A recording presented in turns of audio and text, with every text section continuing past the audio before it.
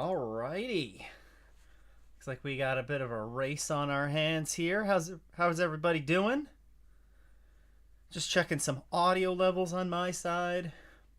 Making sure my voice is lining up. It's probably not. But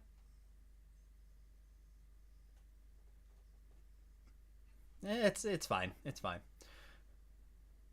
What do we got here? We got Big C Burger that was checking in earlier. Can't wait to hear your take on the race so far. Yes, I will definitely talk about that in a second. Lambo leading was not on the bingo card. Yep, I don't think it was on very many people's bingo card, to be honest with you.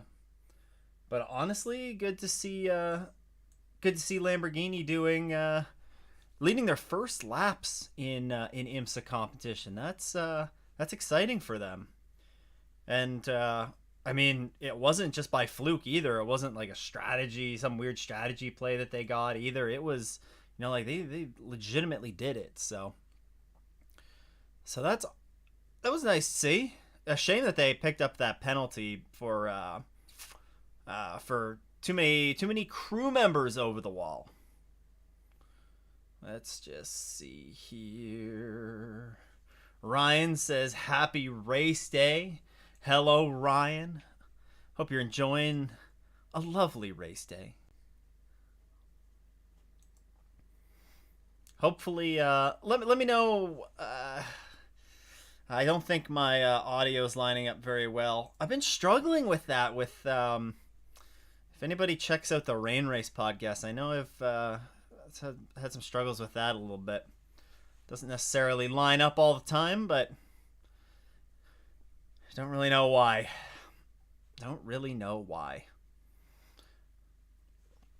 So we're coming right up to the halfway mark in this race, and I did want to start the stream around the halfway mark here, so we could talk a little bit about why this is significant. Of course, with it being a Michelin Endurance Cup race, there's kind of that champion. Perfect. Audio is lined up fine right now. Love to hear it. It's probably a little bit off, but as long as it's tolerable, that's what we're going for.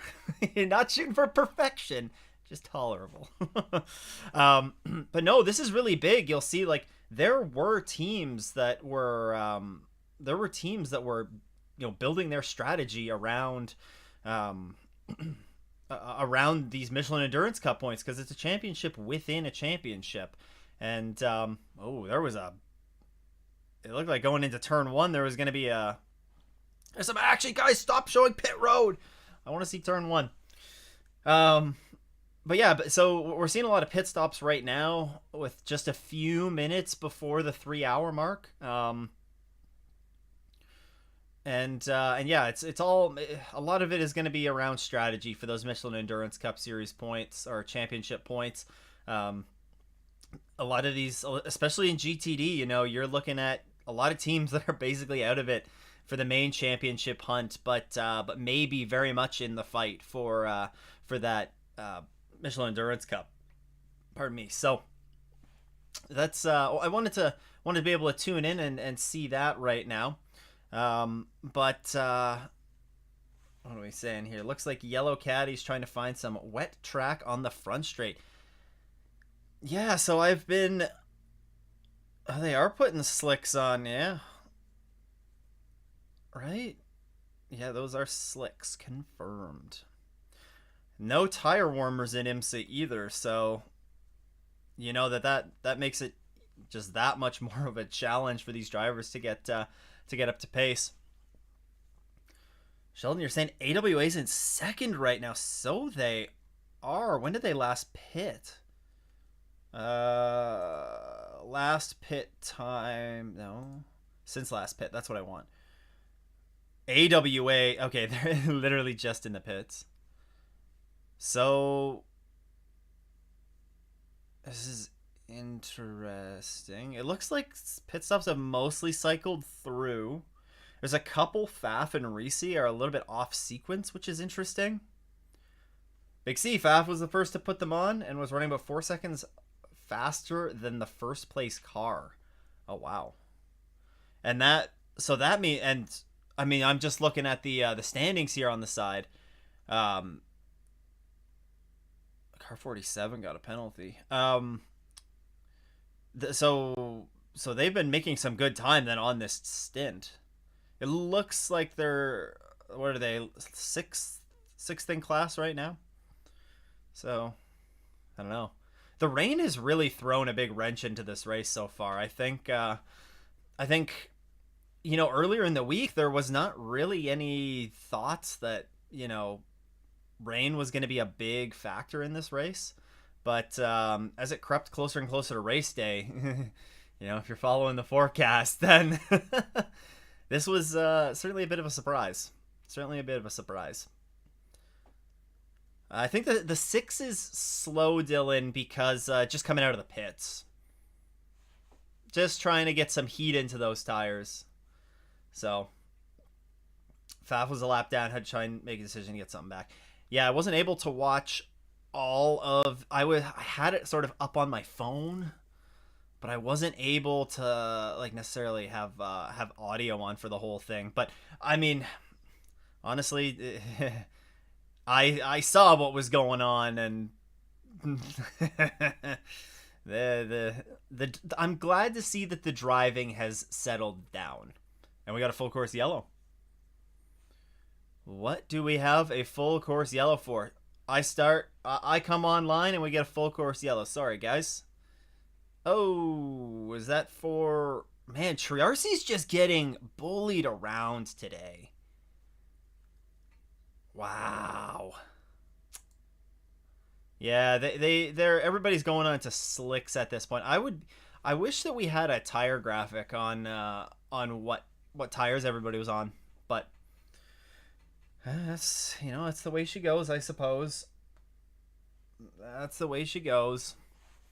Another full course yellow. This is number 4 because we had 3 quick. We had 3 in the first hour, including that long one, I think. Okay, what happened here? Oh man, 3 wide Ferrari bowling. And Chentalar just picked up a penalty too. Wow, it's not going to be a quick full course yellow because they're going to be cycling through pit stops. So, yeah. It's not ideal.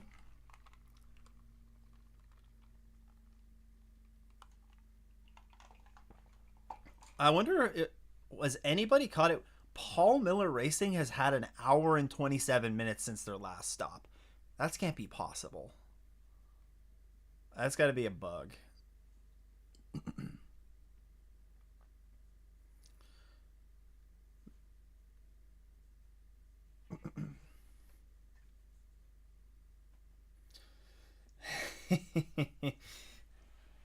Watch WEC if you want a pristine stream with fancy graphics. I prefer for the most part the Imsa graphics to the WEC graphics. I guess these are kind of the NBC. Well, no, this is the NASCAR Productions graphics. So, well, at least that I'm watching. I'm not watching on NBC. I am outside of the United States, so I do get the Imsa TV and or YouTube broadcast. But I have gripes with both of the broadcasts. I will say that. I think there are ways that the broadcast could be improved on both sides.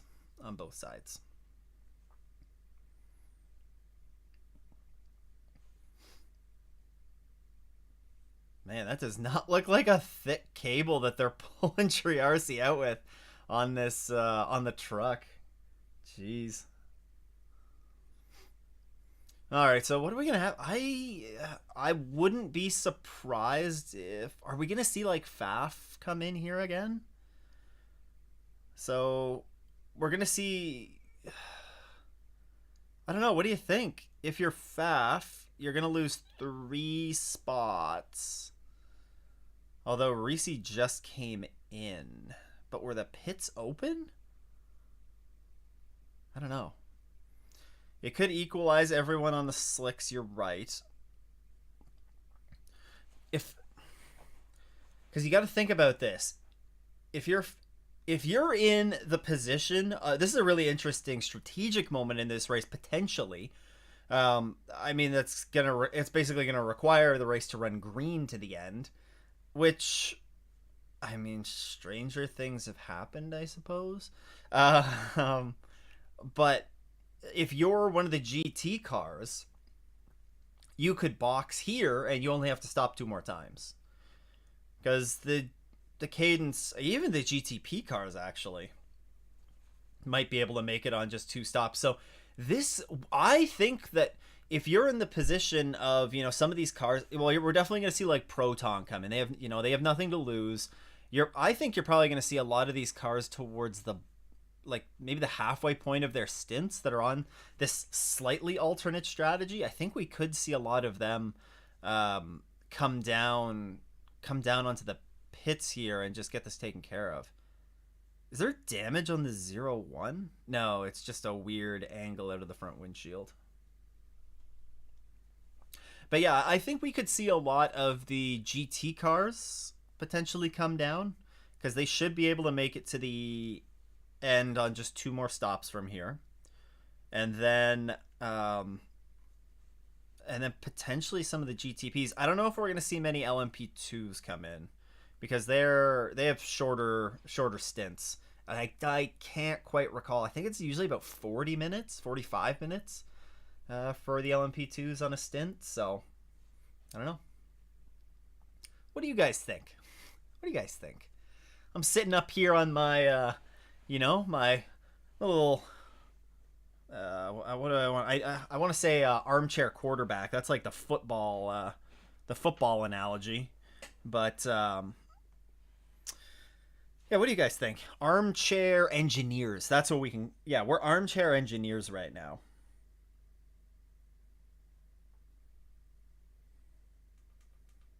Let's turn that volume down so you guys don't get a ton of background volume. Any idea to why the Action Express Racing Cadillac went behind the wall? So I was watching that, and it sounds like...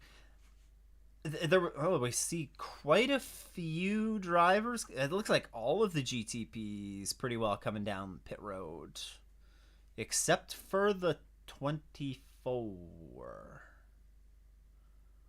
Whoa. Oh, Paul Miller Racing had to come down for like emergency service, I bet. Yeah, so Action Express Racing, it sounds like something engine related. I wonder if it's electronics related. We generally know that rain and electronics don't play that nice together. That being said, like, these cars are of course designed to run in the rain, but I don't know. That was my, because Shay. I'm watching the Imsa TV broadcast, and Shay Adam was right in there, and she was like, there was no weird smell, there was no fluids coming off. So maybe electronics. Ooh, is Lamborghini didn't let them into the fast lane. That sucks. Armchair race strategist. Exactly. This is the only place that I should be determining race strategy is from. I don't even have chairs on this. This is my sim racing chair, so so I don't even have arms on it. We have Calico. Hello. Hope you're enjoying the race here. We got Brandon as well, or Brendan, pardon me. AO is coming back. Let's go, Rexy. Yeah, Rexy's in second right now. Don't think they're going to complain too much about that.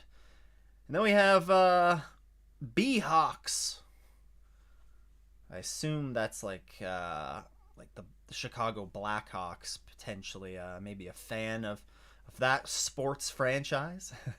Hello from a wet Indy. Wet it is indeed, although it doesn't look like it's raining right now. So I guess it would still be fairly damp after the earlier rain that you got. Hopefully we're not going to see, if we are going to see rain, hopefully it's not heavy enough to have happen what happened earlier.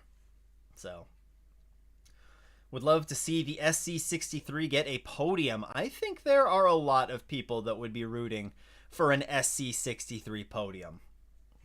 A big C. So I would not mind seeing an SC63 podium. Honestly, I'll tell you what I'm hoping for. I'm hoping for a little bit of carnage on the championship front, you know?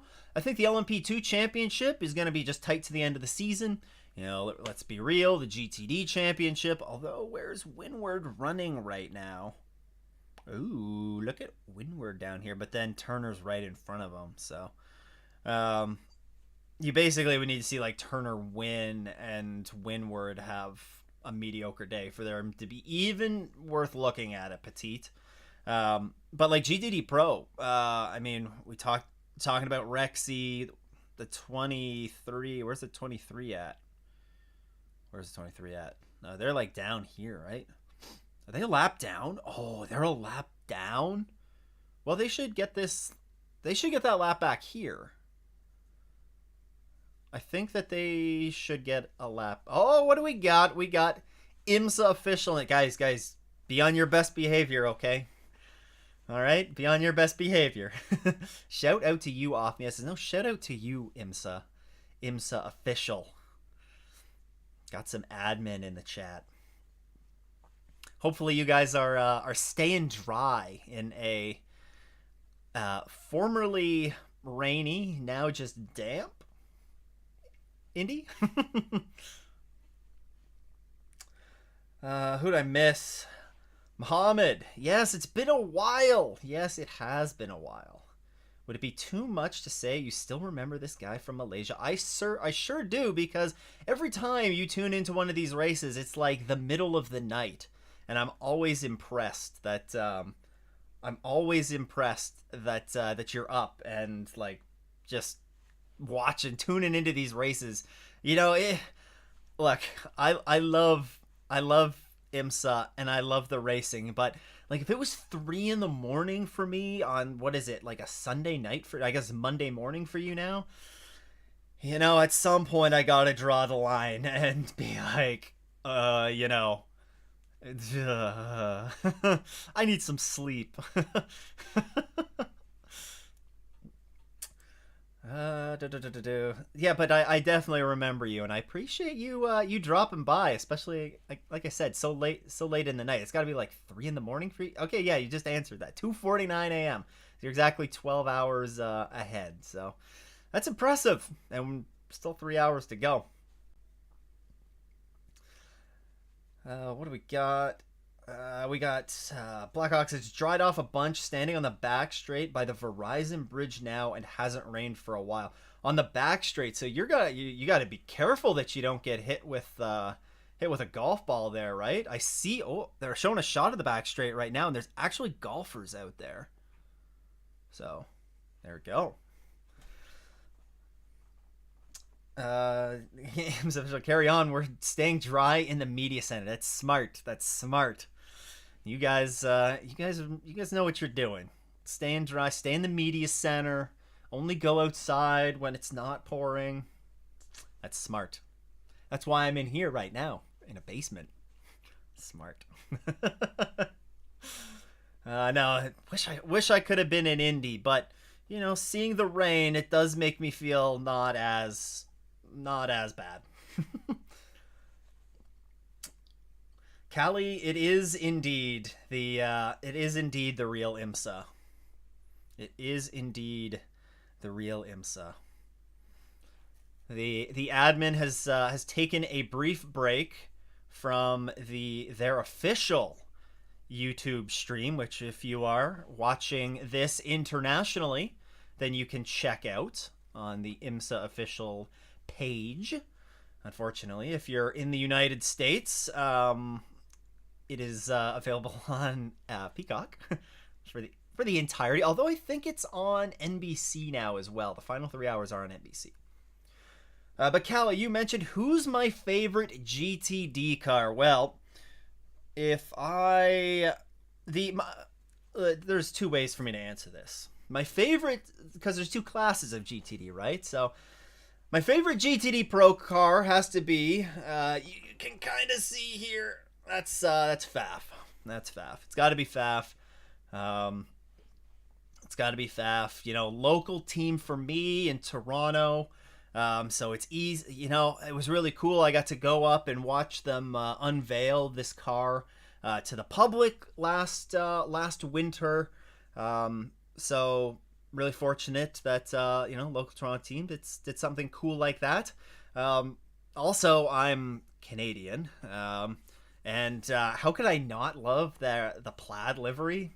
You know, I think I'm legally obligated to cheer for them. Actually, I have to check, but I think I might get my passport revoked. So I don't want that to happen. I'm pleased to keep my Canadian passport. So, but then in GTD, it's hard. You know, like there's so many good stories. Like I don't know if I would say that I have necessarily a favorite in GTD.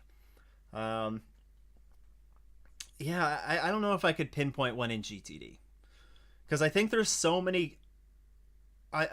Yeah, I no, I can't pinpoint one in GTD. Like just as a general overall favorite, I might lean a little bit to the Heart of Racing. Again, because I'm a massive homer, and I love Canadian drivers that are doing well.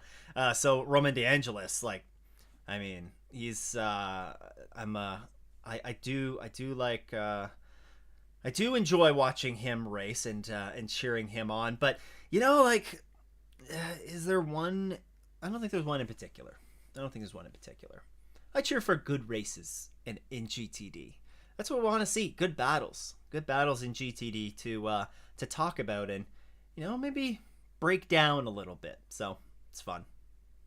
One of the things that's interesting is just the pattern of like the track and how it dries, especially on pit road. Like it looks like the fast lane on pit road. Pardon me, the fast lane on pit road is it looks like it's quite wet, and they were just showing the sweeper trucks going up and down it. But what else we got? Big C, great that Imsa official sports content creators makes me love the sport more. I agree. Even the simple things, like just dropping by and saying hi. It's the little things, right? It's the little things, and I appreciate them dropping by and saying hi, or saying hi to some of them at the races that I'm able to go to. That kind of actually circles back to Muhammad.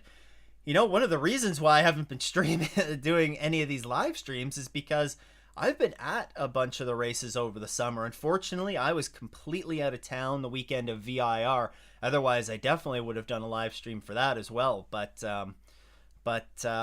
yeah, just it's I was fortunate enough to go to 3 back, and the Glen, CTMP, and then Road America. So pretty hard for me to stream while at the track. So it's I always look forward to these though, because it's fun to watch along the race with you guys and get your thoughts as all the action's going on here. Where are the Porsches? Well, Jimmy, there are a lot of Porsches in this race. What do we have? We have the 7 is in 5th, the 6 is in 8th, and then in GTD Pro we have the 77 leading. You have the 120 as well leading in GTD. So, if you're a Porsche fan, well, maybe not for. It's not great so far for the GTP hunt, but they look pretty quick in GTP. But really, have we seen any of these cars, true pace in race pace yet? I'd argue that we probably haven't. So with the track drying out more and more and more, I think the next 2 hours and 43 minutes, hopefully it stays dry and we can see that little bit of a different race sort of unfold. What do I have to do for Honda to race in WEC as Honda instead of Acura? Well, do you have CEO experience? Because maybe you could shoot to be the CEO of HRC, and just your first mandate is we're going racing in the WEC. We're going racing in the WEC. I don't know. I think all that we can really do at this point is wait. With Wayne Taylor Racing switching back to Cadillac, I wonder if that hurts the chances of it. But I don't know. We'll have to see. We'll have to see. Silly Season dropped a new hint yesterday. Sportscar 365 mentioned on their Imsa Notebook article that one of the Team RLL drivers will be joining Meyershank Racing next year. Yeah, there's been a lot of rumors around those BMW drivers that there was going to be a bit more of a shakeup. I know Porsche's also talked about maybe a little bit of a shakeup in. I think that Porsche's potentially going to have a bit of a shakeup, and it looks like we're back green here. We're going back green. But I think the BMW camp is going to have some significant driver shakeups as well. They have been a bit disappointing this year. I don't think anybody's going to deny that. It's going to get a little... Man, that Acura really fired off quick.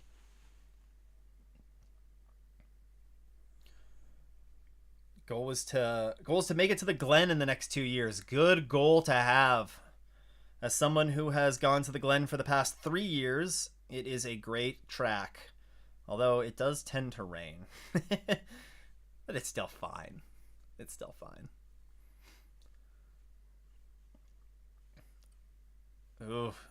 It just doesn't look like the BMW necessarily has the best speed down the straights here, but I don't know. Maybe it's still a little early to tell. Maybe it's still a little too early in the stint here to tell. Glenn was my first race this year. It was amazing. Exactly. Exactly, Ryan. Been to VIR twice for SRO. Ooh, a little bit of a shake there. A wiggle for the 24. Oh, this could be huge if, well, I mean, we still have a long way to go. But, if the 0-1 here if they can grab this win, I think, I don't see a reason why they couldn't be right there with the Porsches heading into Petit. That was a nice little move to capitalize on Krohn's little mistake.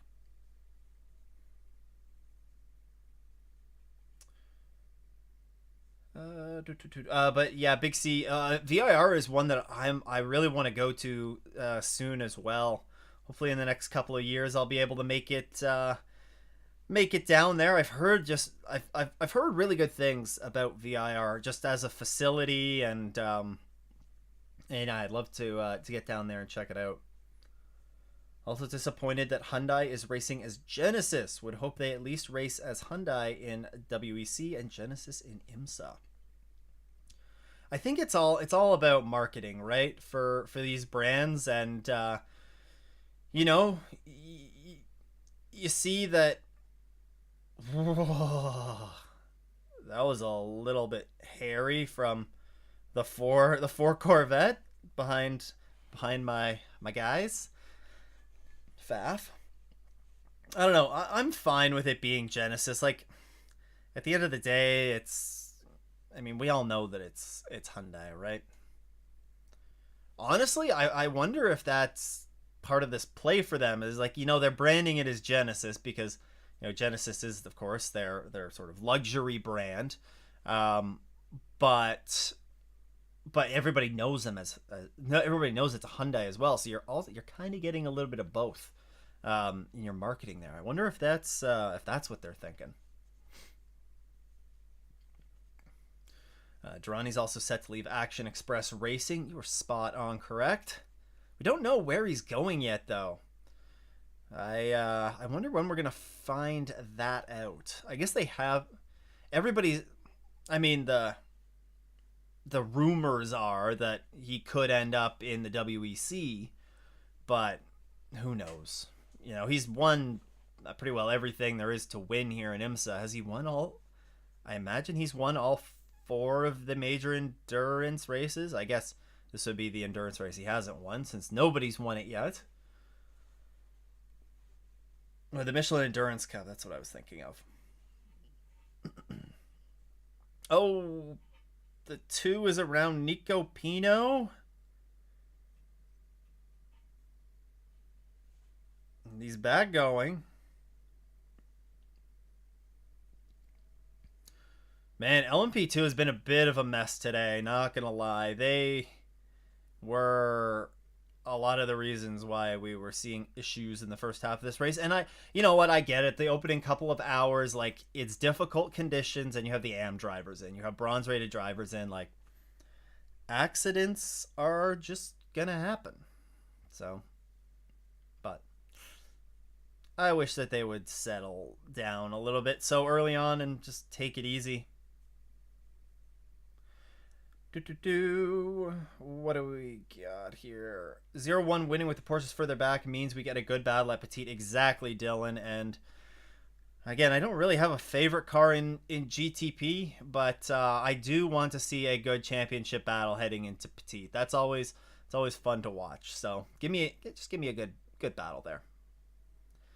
As an American, I didn't even know Genesis was a product of Hyundai. Well, now you do know. Now you do know, and you know that because they're coming into endurance racing. So marketing mission accomplished right there. Boom. Mic drop. That's just what we need. Manufacturers are like, yeah, get your knowledge, become known in the racing world. How's Roman Grosjean doing? And Big C already got back to him. He did run the SC63 in the opening hours of the race. He led for the first time. The SC63 led its first laps in Imsa. So, I'd say that's a pretty good little start. Lead the first laps for the SC63 in Imsa. Like, that's mission accomplished, right? I would say that he was pretty good. He had a moment taking the lead that I don't think it's hard to tell. I think it was Nasser in the car at the time, Felipe Nasser in the Porsche. I wonder if he if the Porsche got a little bit of, a little bit loose or a little bit of a tank slapper on kind of corner exit, and then Grosjean got into the back of him a little bit, but it wasn't that significant. It seemed like they both got away with it pretty issue free, like not really significant damage, although the Porsche did replace the rear wing. I think that was more precautionary. It was very early in the race. Like, you don't really have anything to lose at that point. Might as well just swap it. Durrani hinted that he's not returning to Cadillac because of salary. Durrani wanted a higher salary, but GM is having all of their drivers, Corvette and Cadillac, equal. Yeah, it's hard to say.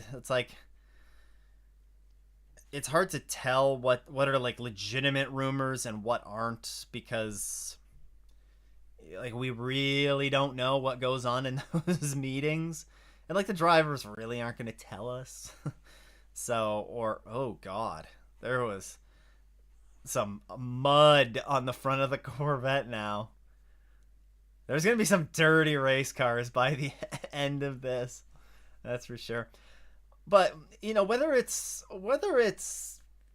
salary related or not, like, I don't know. These are like race car drivers, they're going to go, like, they want challenges as well. So, I mean, could you maybe imagine if you saw Pipo like get signed by Hyundai or something? And he goes and races a season in like LMP2 and helps them develop the car. Like, imagine if something like that happened. That'd be something, wouldn't it? And like, I mean, if you're Hyundai, again, it kind of depends on the budget that you're looking at, but it sounds like, oh, Rexy's off. Oh no. I think looks like maybe he's going to drop back to third there. So not the end of the world. Oh, that was in a battle for the lead? No, they dropped back a couple spots, didn't they? What happened to Rexy? I don't think there was... We don't really know what happened.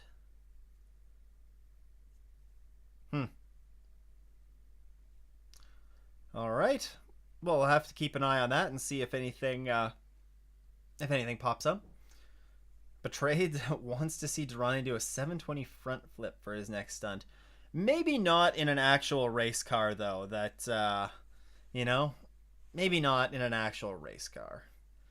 Again, it was a spectacular accident at Sebring, but a little bit scary as well. Ford 64 has been strong. It would be great to see them take the win. They have. The Fords, we have the 64 leading in GTD Pro now, and then we have the 55 in third place in the GTD class. Like, hand it to Ford. There was a lot of questions during the summer, like, what is going on with Ford, and yeah, they've done a good job to keep working at that car. And as well as Corvette, the three main new cars that we've seen on the grid this year, being the Aston Martin, the Corvette, and the Ford, we've all seen like strong runs out of them now. And we look at the the running order right now. It's Ford and Chevy are two of the top three in GTD Pro, so that is certainly good to see. Dirty race cars, says Nikki. Yes, I think you are going to see some. If the race were to end right now, you would see a lot of photos of dirty race cars. And I think you're going to see some more by the time the race is over. I did not think Rexy was going to get slowed down at the end of the back straight. All right, Mohammed. You have a good snooze, a good night. And enjoy the final 2.5 hours of the race when you are able to follow up and watch the rest of it. Thanks for popping by. Big C, big fan of both of the American manufacturers.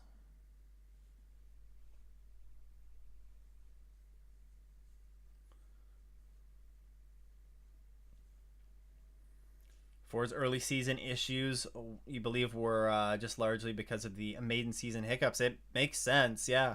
Like, all of these programs, it's, they're not going to nail it right off the bat. I will say that I think the Aston Martin has done a very, very good job with that program.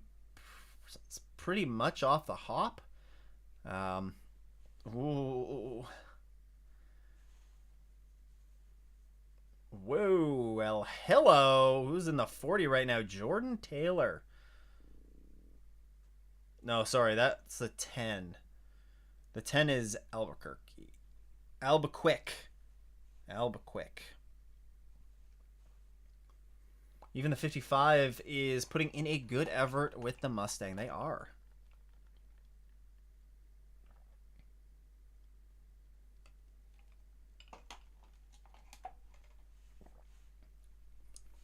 Anybody get an opportunity to watch many of the support races this weekend? I got to watch the Porsches and the Lamborghinis on Friday. I got to catch those streams. Um, but I haven't been able to watch the Pilot Challenge race yet. I wanted to watch the Pilot Challenge race and wasn't able to catch it yet. So I'm looking forward to watching that at some point this week.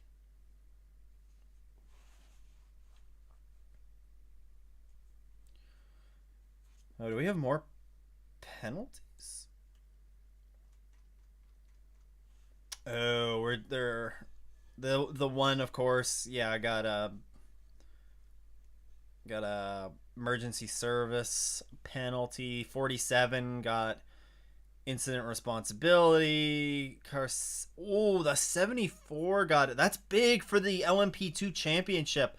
The 74 getting a penalty for improper final wave by procedure stop plus 2 minutes and 46 seconds. It's like a lap and a half. And car 22 penalty for track limits. Time invalidated. Okay, that's not a big deal. But where does the 74 drop to? They're 3 laps down? Oh my. That's not great for their championship hopes. Yikes. That is unfortunate for them. That was my pick to win this. Was the 74 in LMP2. I mean, yeah, man. That stinks. So who do we still have championship wise there? We have the 52, the 2, the 74, and the 18 are all close. The 18's a lap down. And it should be noted that all of these classes have probably had all of their bronze time out of the way. Yeah, I probably jinxed them. You're right, Samuel. Maybe I shouldn't mention the other cards that I picked to win in the remaining classes. Let's see. Ryan, you got to watch the 120. Yeah, that's the one I don't even know when I'm gonna be able to watch it this week. It's a busy week for me, so we'll have to see when I'll be able to tune in there. Have we heard which team will pilot the Valkyrie? Yes, the Valkyrie will be Heart of Racing. The Heart of Racing is helping to develop that car from the ground up. So, well, I guess it's not really from the ground up. It's like, modifying the road hypercar for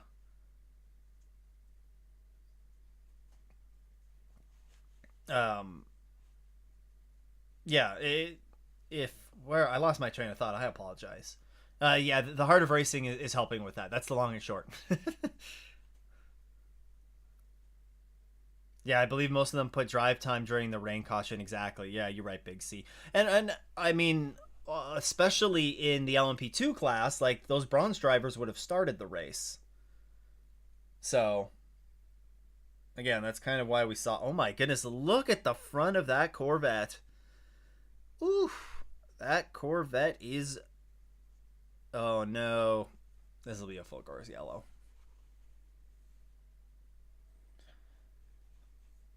Oh.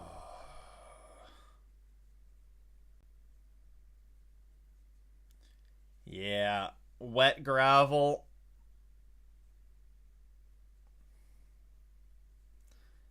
So, yeah. Now, crazy thought here, guys. This would be a perfect opportunity for Imsa to implement the idea that I had, which is not a groundbreaking idea, but like that virtual safety car, like full course slow zone type thing, because we're definitely going to be going full course yellow here. Imsa loves to do this where they give everybody an opportunity to pass the pit road entrance if the car is in a spot that's not terribly dangerous, to let cars come in, do their pit service, so that it's yeah, if they're able to. So we're going to see a full course yellow for this, but IMSA's going to let everybody cross the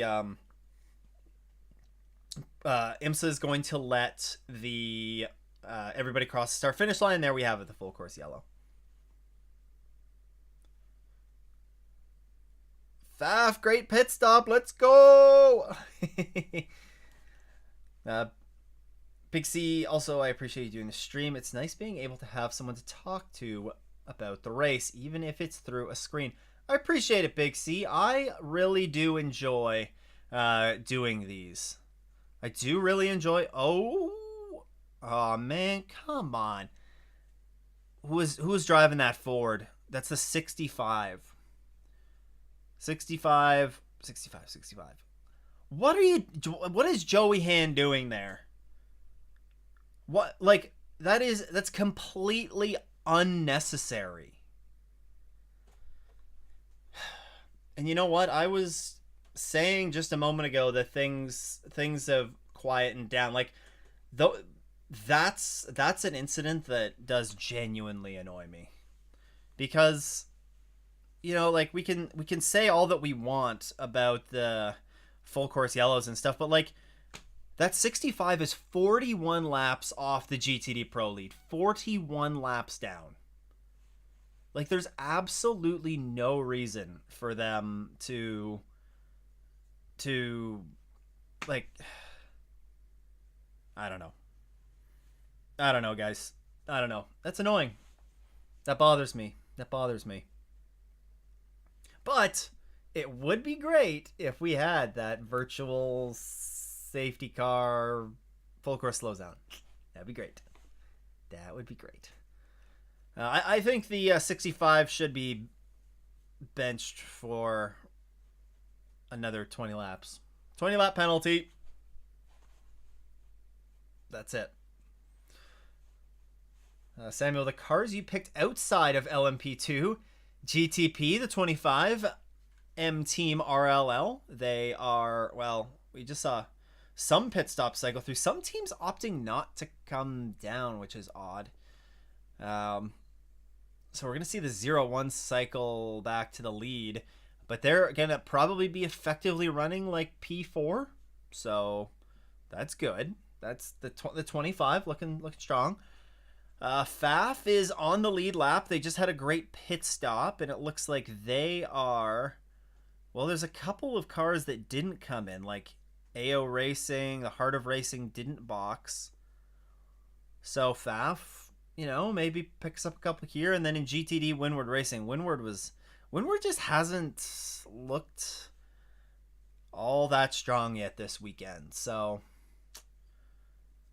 I mean, everybody, I guess, has to have a hiccup at some point, but they've done this before, and then they've you know,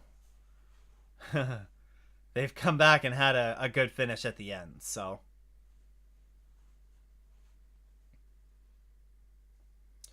do you know what, if any, additional tech is needed for the virtual safety car?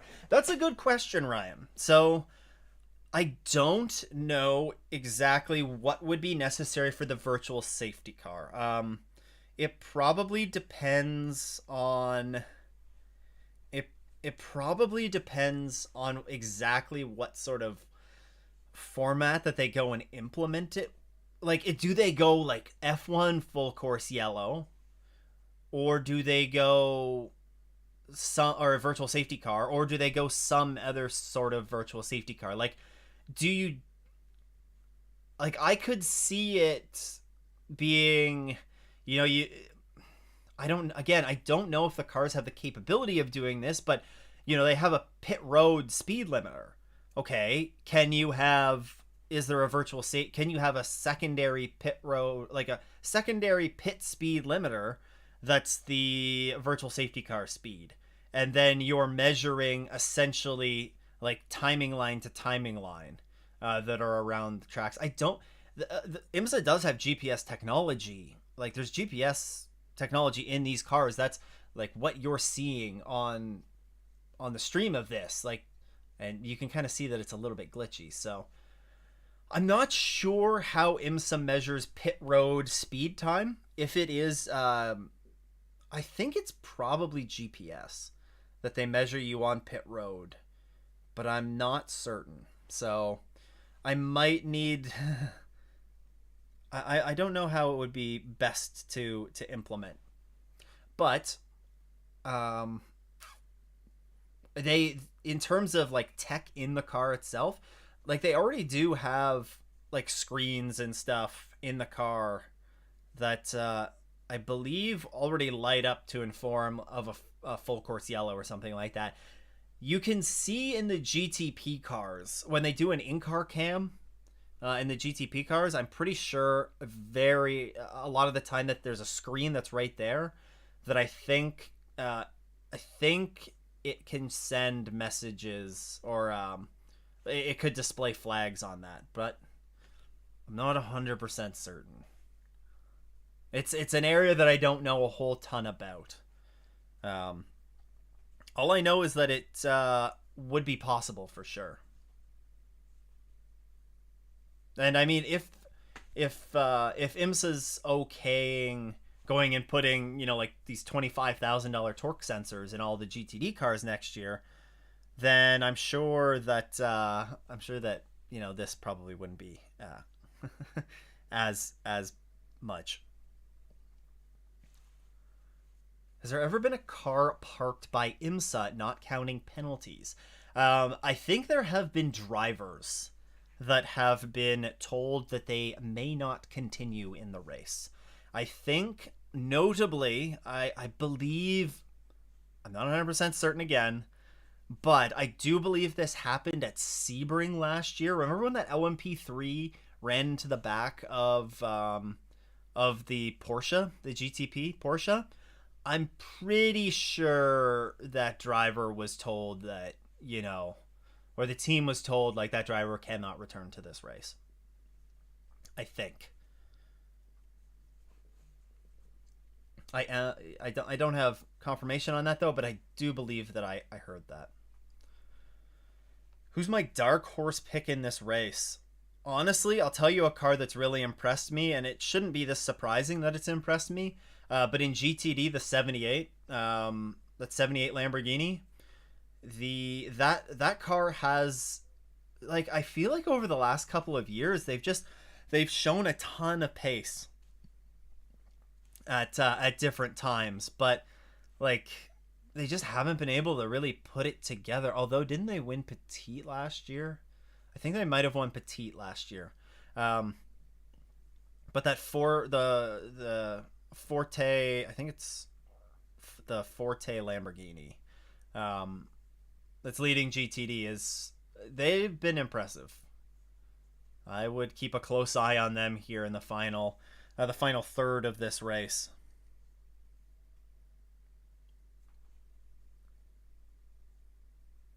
Why is the IMSA TV broadcast?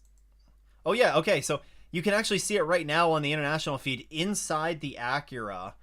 It does have like a yellow flag banner at the top of the screen, so you could definitely have something to display there for virtual safety car. Anywho, dark horse pick is a 78. Long way to answer that. Doesn't WEC run a VSC? They do. They do run a virtual safety car.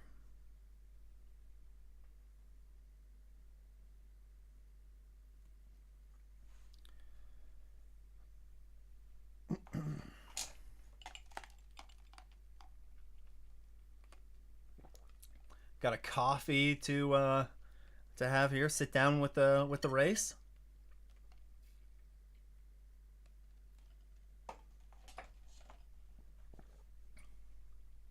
Anybody in here gonna be heading to Petite? I am very much looking forward to my first Petit Le Mans experience. That's only in like a couple weeks. It's very soon.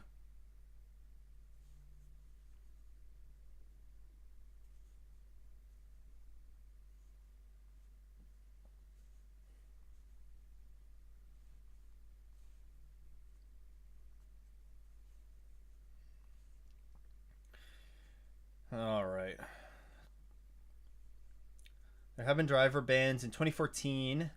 Matteo Malicelli and Gaston Kirby were banned for a race after their dangerous driving at Sebring. Kirby rejoined the track in front of Alex Tagliani. Alex Tagliani, there's a name that well, I hear it thrown around, you know, every once in a while. Being up here in Canada, he races on the NASCAR Canada series, which very interesting series right there. I will say that. They race a lot on road courses. They do have like a couple of small ovals up here in Canada that they go and race at. I think they do a dirt race as well. They have some good racing. They do have some good racing.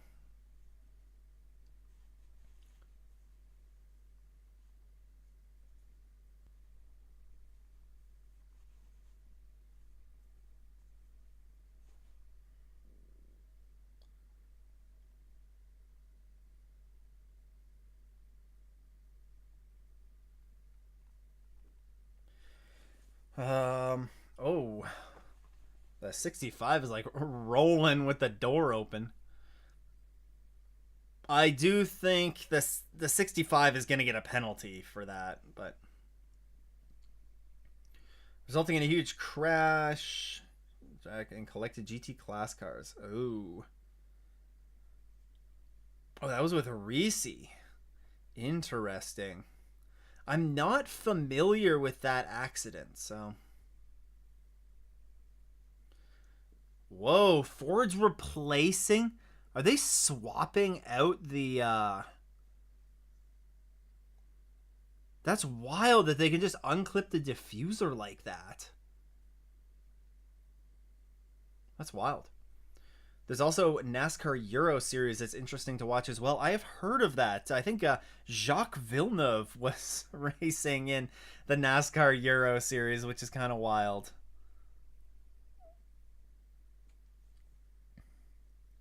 Kind of wild.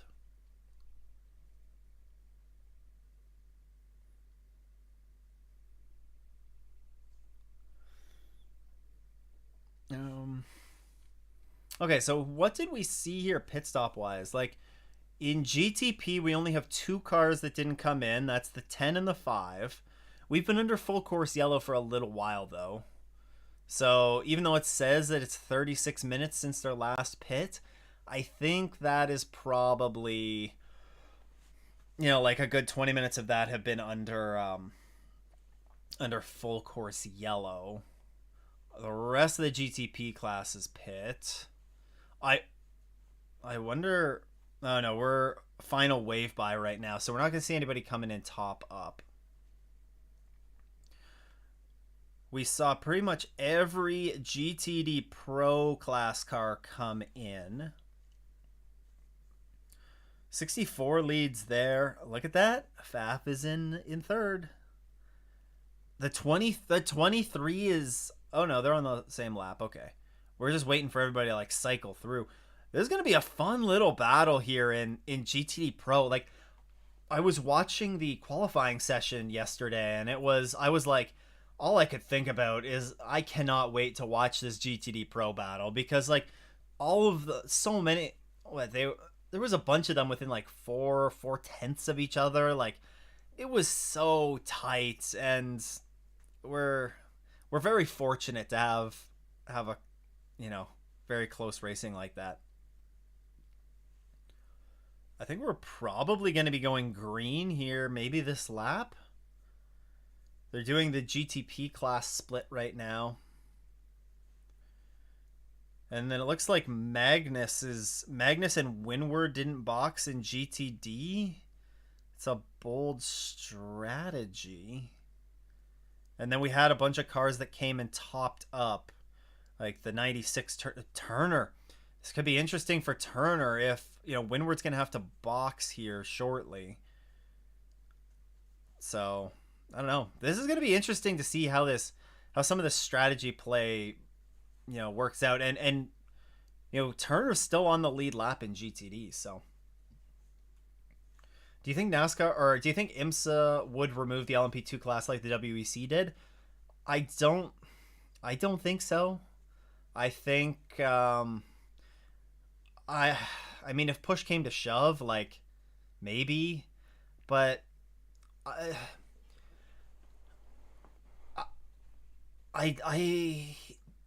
I think you have to be very, very careful about. I guess we're not going back green this time. I think you have to be very, very careful in what you do with the LMP2 class, because we do maybe take for granted, like, oh yeah, would we rather have more GTP or hypercars on the grid, or would you rather have this LMP2 class? But okay, Windward's coming into the pits now, so they're gonna fall all the way to the back of GTD. Look, the long answer is I don't think that we should be fully removing it. I think to just remove it is not, like, the AM drivers are so important to this sport, right?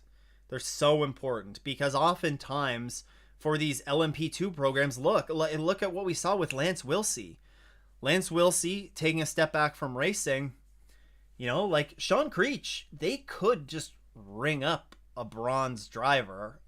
I mean, like, there are bronze drivers out there that are capable of driving this LMP2 car well, but they need to have the funding that comes with it. These bronze drivers are a massive reason why we have, like, so many cars in LMP2 or so many cars in GTD. So I think you do have to be careful. I know Big C, you just mentioned you think that removing LMP3 was a good idea. Generally speaking, I agree. I think that it's overall been good. And I think that, a lot of those LMP3 drivers either made the step up to LMP2 or they moved over to GTD. And I think that's a reasonable compromise, but I don't think you should remove the LMP2 class. I think it means too much to get more bronze drivers on the grid, which ultimately your bronze drivers in 10 years, if the series, has a slight dip in popularity, even in 5 years, if that happens, like, we're living at the peak right now.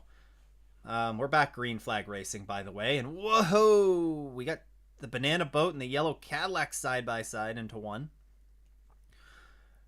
But, like, you just got to be careful. I think you got to be careful, and I think that you should keep. Oh my god, I think that you should keep the. Man, I have a football game on as well. I think I don't think you can go and remove the LMP2 class. That was a very long way of saying that.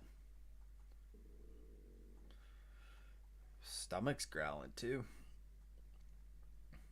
Would like to see Faf have a good race as well, especially with the trials and tribulations they've had this season. I do agree. They seem to be picking it up kind of in the middle of the season. Like, they had a good run at Detroit and kind of got screwed out of a second place finish. The 85, big lockup.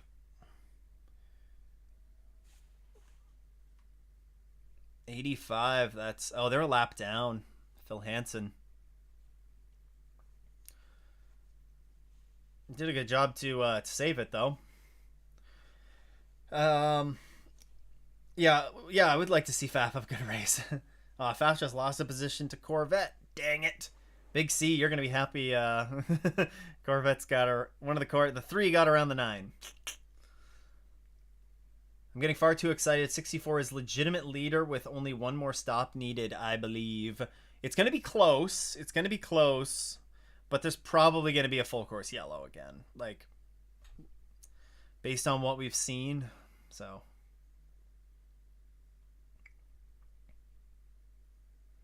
yeah, Samuel, sure, send it. Send that over my way. I might be familiar with the accident, but I might not be. I don't know.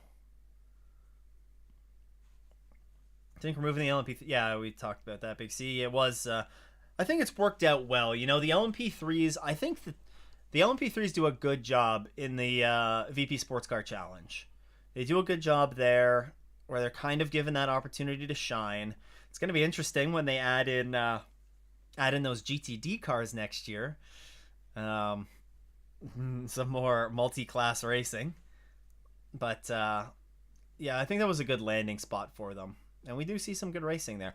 I are the new LMP3. Ooh, Chentalar off. What happened to the 78?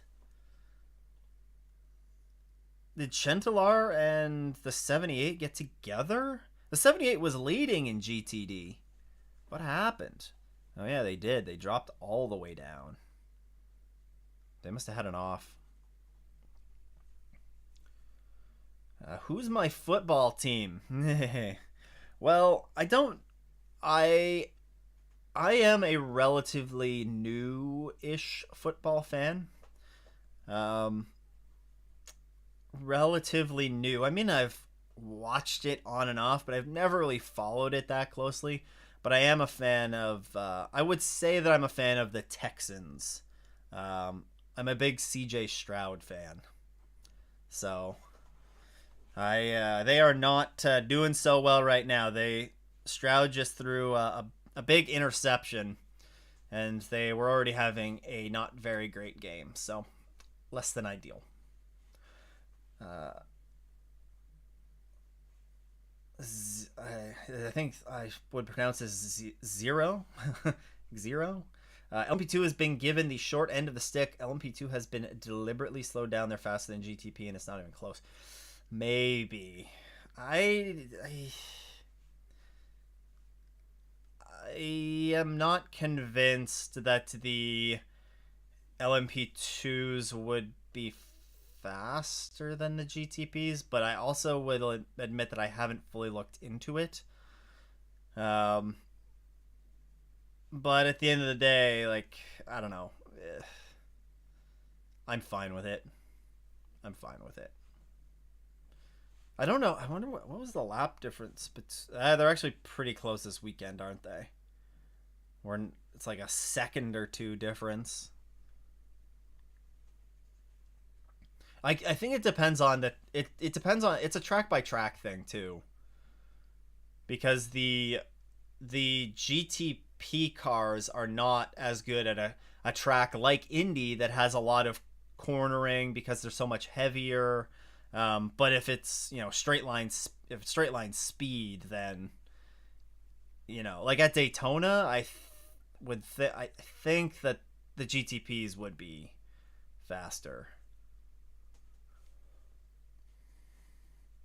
Kind of a track by track thing, though.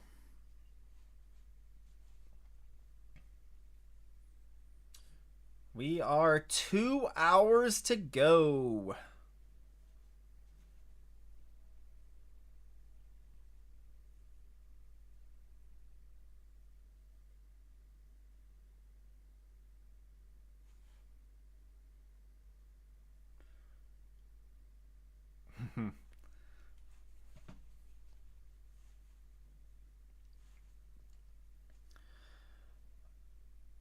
All right. So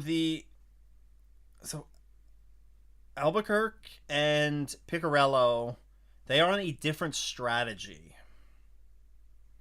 They are in a different strategy.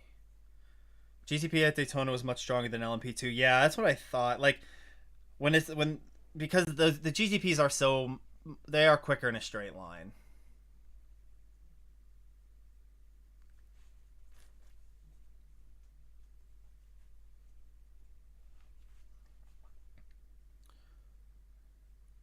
Um, oh man, Faf is dropping like a rock.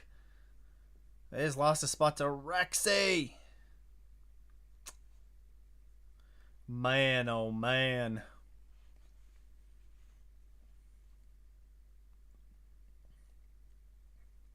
Man, oh man.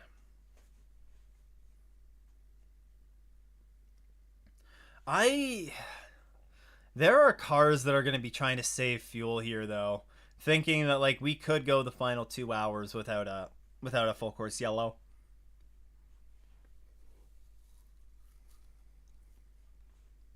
I mean, there are some cars that came down and topped up too on that last stop, so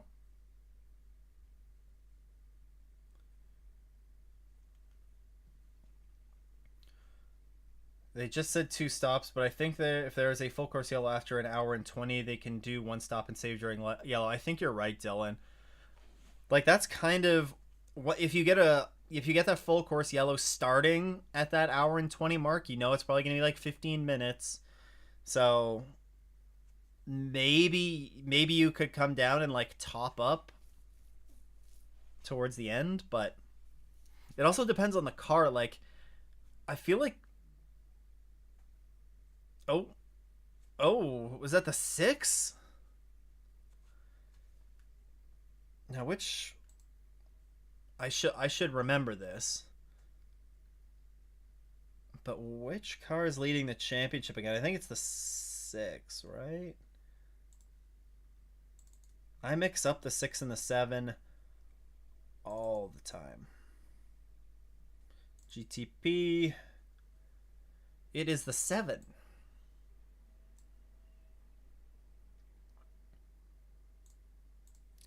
It is the 7.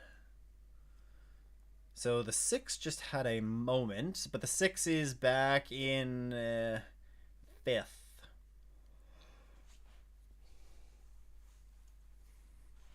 Well, but that's effectively like 3rd because the 2 cars in front of them.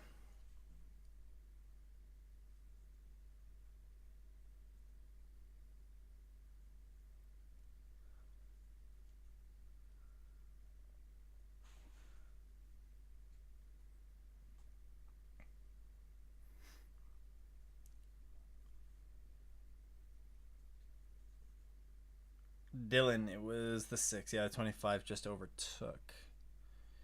Hey, the 25, 25 effectively P2 right now. So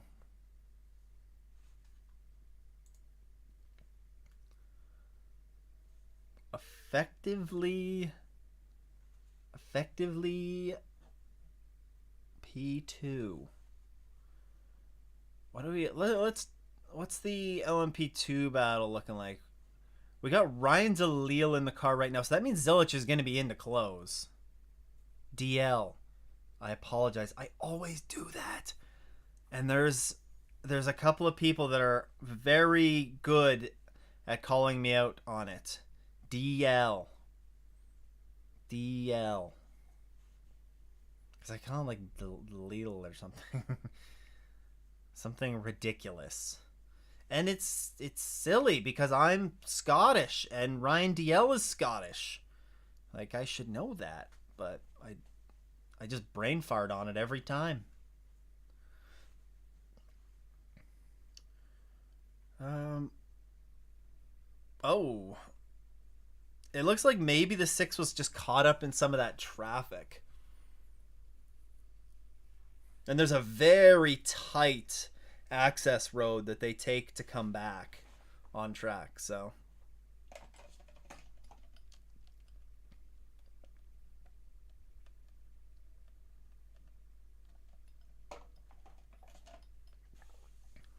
wonder if Rockefeller will finish out for the 74. 64. Mike Rockefeller. Who else is they're just 2 drivers. So yeah, I would think that Rocky's going to finish that out.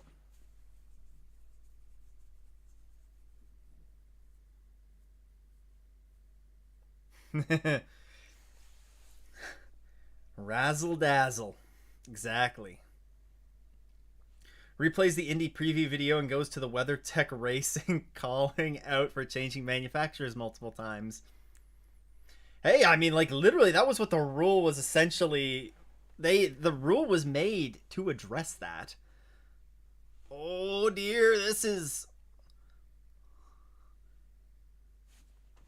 a battle here. I gotta make a note of this. Hour 53 to go. Time to pull up the notes. This is good. This could be like race for the win potentially right here.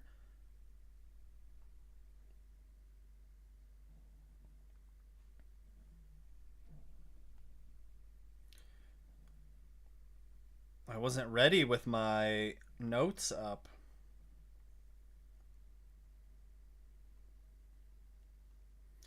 Silly, silly. Oh, easy with Faf there. Tandy.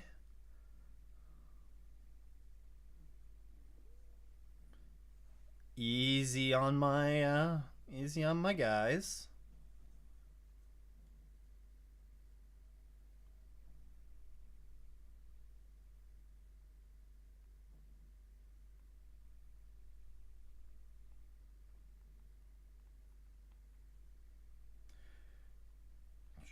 GTP battle. All right, what's going on here? 25 getting stopped by traffic. Yeah, they kind of got held up a little bit there. The 0-1 was kind of fortunate to get away, but I wonder why the 0-1 hasn't been able to get around the 5. Kind of struggling to get around them a bit.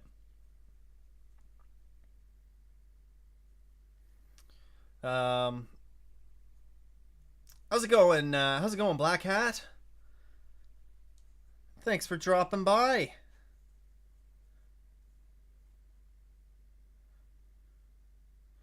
Thanks for stopping by. We're having a good little time here.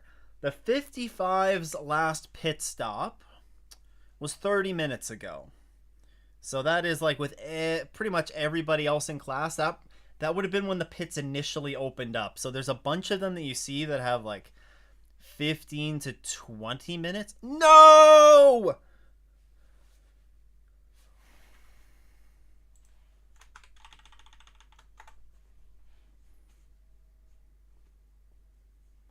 No.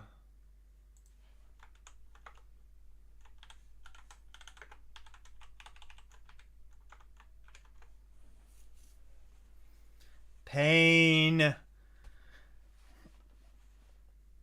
Are we officially under full course yellow? Not yet, but we will be.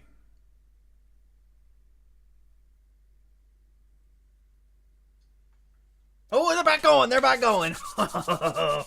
All right, let's go.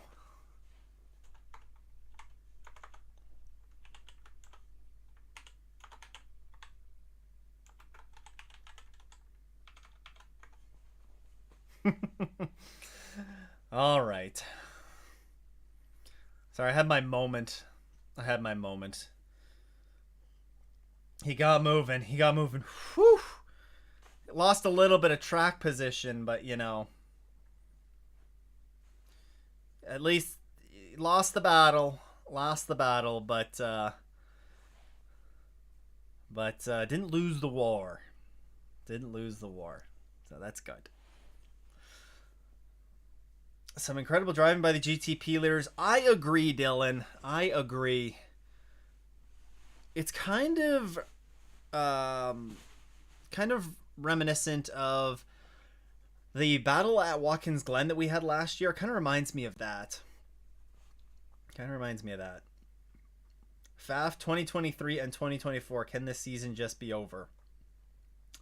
Yeah, it's been a rough one. For them. Been a rough couple seasons for them. But to be fair, we had some really good seasons before that. So, you know, that's yeah. We had some good seasons. So, we were due for some bad luck, right?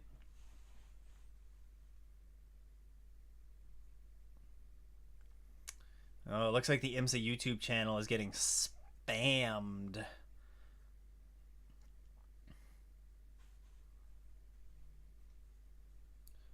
Getting spammed. Oh, yeah. They were timed out for 86,000 seconds. I can see when somebody. Whoa, Chentalar, buddy, you're not taking the oval. Oh my goodness. Just working through the McLaren, exactly. I mean, they've struggled a little bit with it, but look, it's a learning season. Get over it, learn about it, come back strong next year, right? Come back strong at Petit Le Mans. No? You know, just come back strong at Petite. Faf need more plaid on the car, Matt. I'm with you, kind of. I'm with you, kind of. They actually have more plaid on the car. Oh, yeah, they have. I think they have more plaid on the car this year than last year. Lexus on Ford, yeah. Big C's getting nervous. Big C's getting nervous.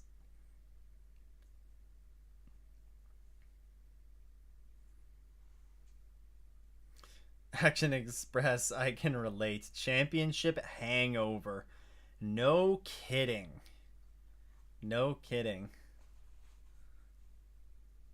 It like the thing is Action Express, they fired off so strong this year. Like what is it? Did people get the first 3 poles of the season? Because he got it at the Rolex, he got it at Sebring. He was going for, I think, 4 in a row. Where's he going? And then he also got Long Beach, right? So I think that Action Express was going for 4 in a row. And they didn't get it at Laguna, is that right? Something like that. Oh, car 1. Penalty, incident responsibility with the 9. So the 9 was shoved off. It wasn't even their fault.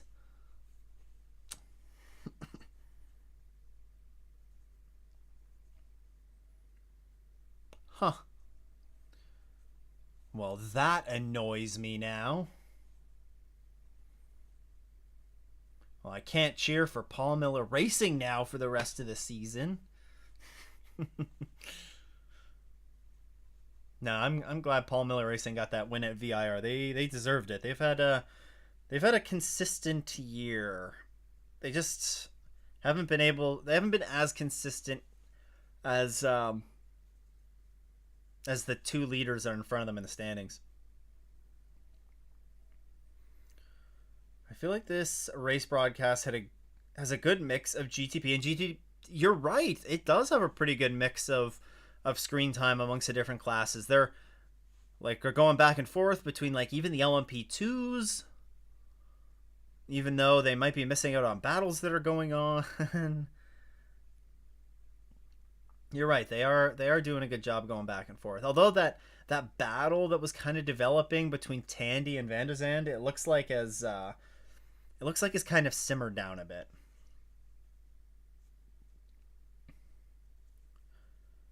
Time feels so crazy. Feels so long ago we were watching the 7 and the 31 battling at Daytona. I honestly feel like it doesn't feel like that long ago, Dylan. I think of that and I'm like, oh yeah, that was like what, 3 months ago? But in reality, it was almost 9 months ago. So wild. People took pole at Daytona, Sebring, and Long Beach. Seb ended the streak at Laguna, and then the season tanked. Yeah, 2022 might be the better season for Action Express than this year when it's finished. Yeah. Well, Action Express, they very well could have won the Rolex. If it hadn't been for literally that Penske perfect pit stop, then we are probably talking about Action Express Racing winning the Rolex. They had the best car at Sebring, and then they had that happen. At Long Beach, they finished second. That was just a good pit call by the 0-1. Like, if you're an Action Express fan, and that moment, it's like the 0-1, they rolled the dice and it worked for them. Like, you can just say good on you for that. It's yeah, it kind of stinks that that they haven't had a better season, but or at least picked up that win, because they were so close, so close. Someone give me a quick rundown of what's happened over the past couple hours. Well, the track has been drying out, so that's been good to see. Yeah, the track has been drying out after we had a lengthy full course yellow. There's just been like lots of silly silly incidents, Plenty of penalties that have been deserved. But you had to stop watching when the 63 took the lead. Yeah, we had a couple of incidents that were unfortunate, that were completely avoidable incidents, but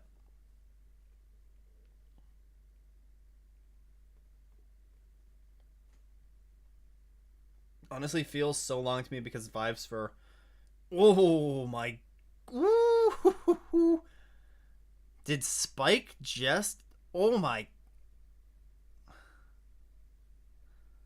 so that's what happened to Chentalar. They slammed into the 78. Well, okay, whose fault would that be? And we have the GTP leader in. Leaders.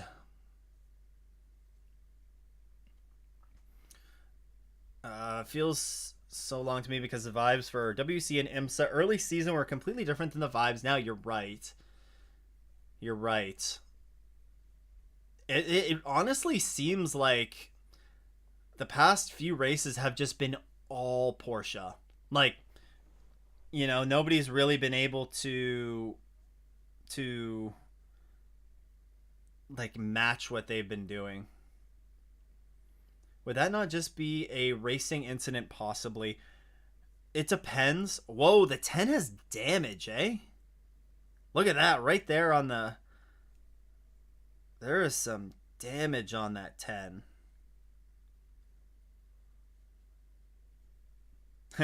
Shay Adam. It looks like a shark took a bite out of it. It does. It does. Car 78 got incident responsibility for that, actually. I guess they deemed that they dove up the inside. I guess you could probably make that argument that they weren't alongside, so... But, like... Yeah, that's stuff that... What was the 78 racing for? Was that an actual genuine fight? I think it was a fight between Chentalar and Forte, legitimately for position, so.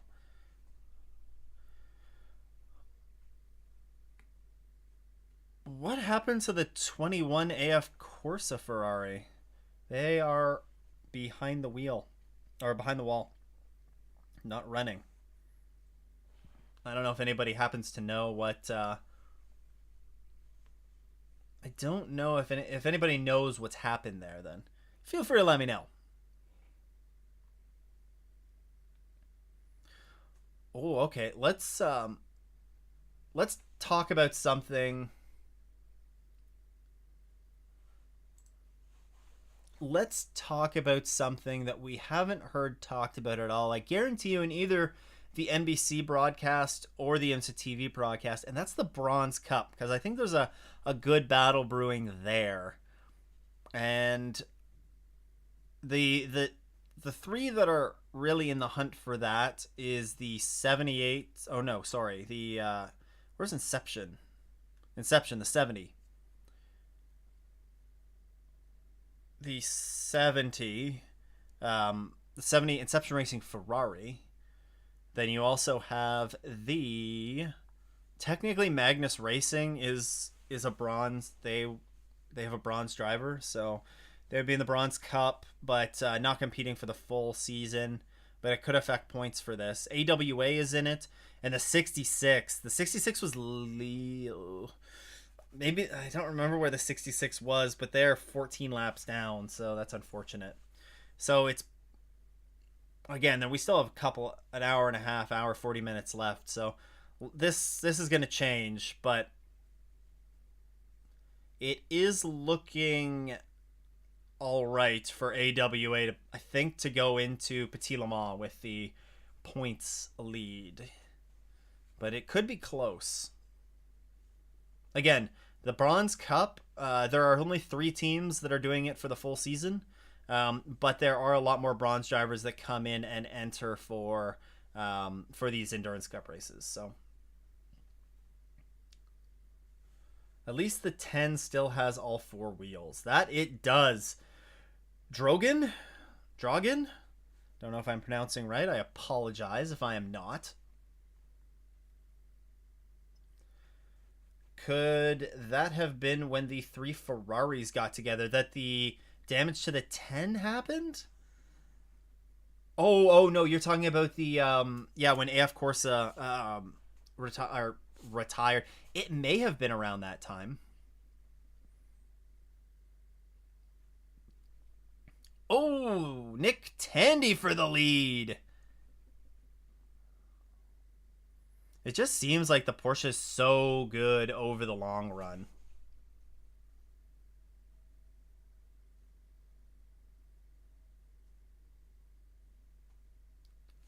That was a nice little pass.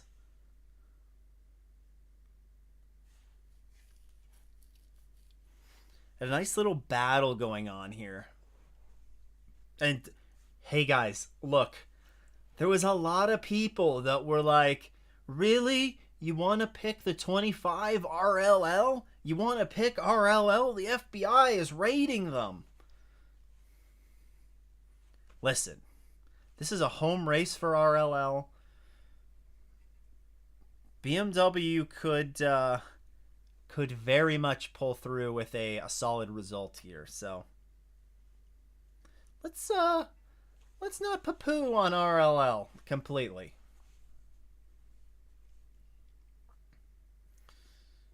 Magnus Racing pulling out a long stint. They sure are. I think that Aston Martin seems to be a very good. They seem to be very good on a long run. And they just boxed. Yep.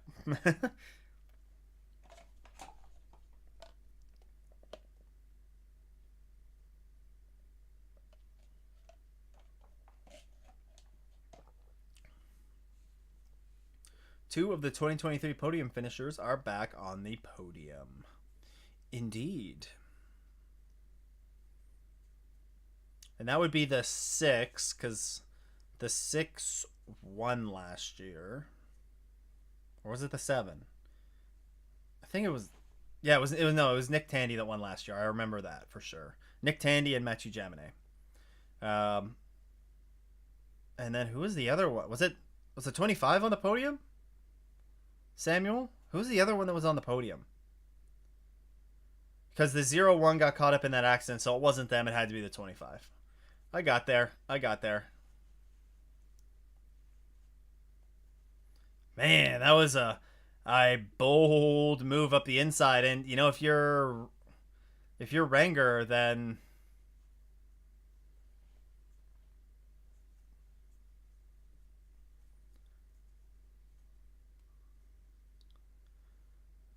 Is that Ranger? Yeah, Ranger.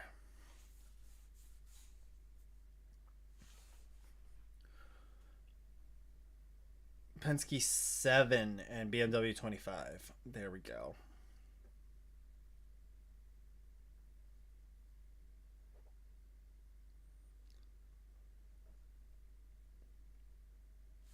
You know what I need to do? Because I don't have it pulled up right now. Telemetry.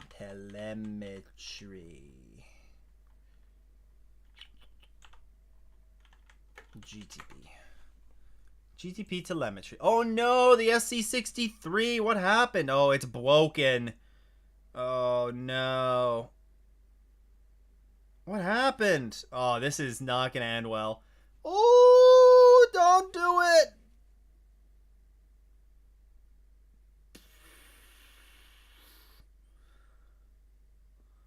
Holy smokes.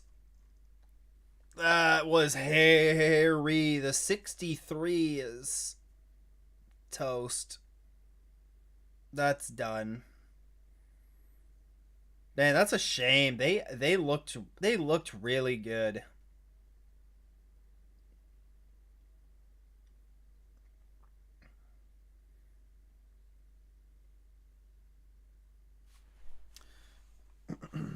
Man, that's unfortunate. We don't know what happened.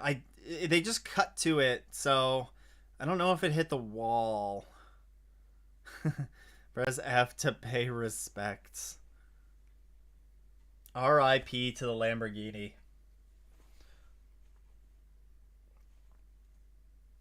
Okay. Everybody's pretty close on power. Come on, show us the replay.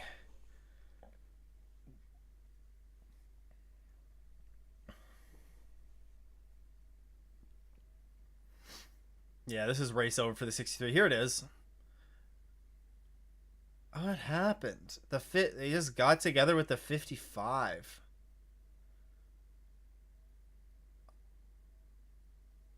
Uh hmm.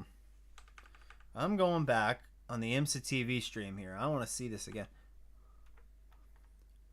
So it kind of looks like... Now, SC63 was right alongside. 131.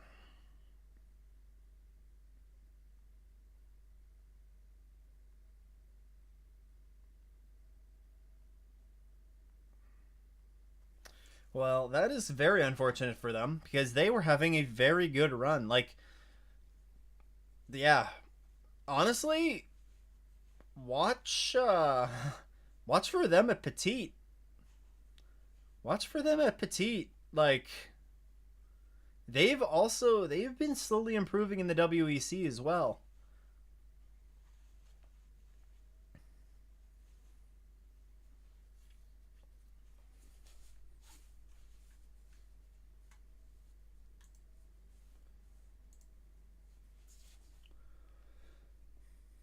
So, oh man, these GTPs I think are going to need like two more stops. I except for the 7 and the 5.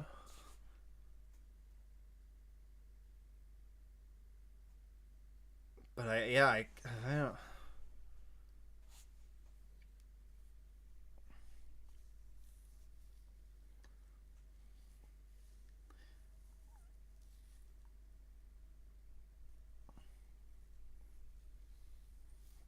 bad luck for the 55. We're running second in class.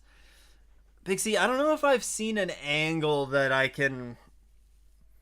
The angle that I rewound and went back and looked at looked like the 55 may have been...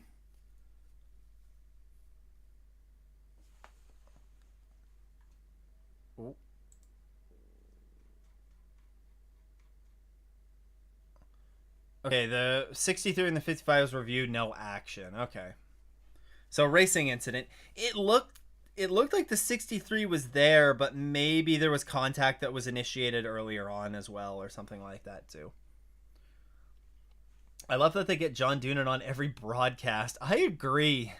It is nice that he comes on and just like, you know, it's so obvious that he's like a huge fan himself of just this racing and is so passionate about it. Like, I don't know. It's so refreshing, and it's definitely as a... I don't think it's... I don't think it's a coincidence that that IMSA has been doing so well in recent years, and John Doonan has become president not that long ago, right? So was it like 2019 or so? Somebody from Andretti had stolen IP.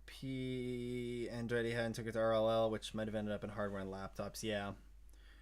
Wonder how this could affect both teams if any fines come out. I understand that it was more on. Oh no! What happened to 0-1? He just misses breaking point, I guess.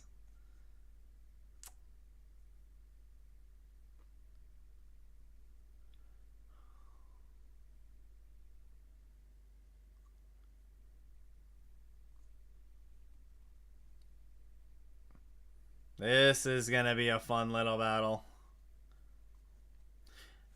I understand that the RLL stuff and Ready is on the IndyCar side of things, so I hope that it would have little to no effect on the IMSA side of operations.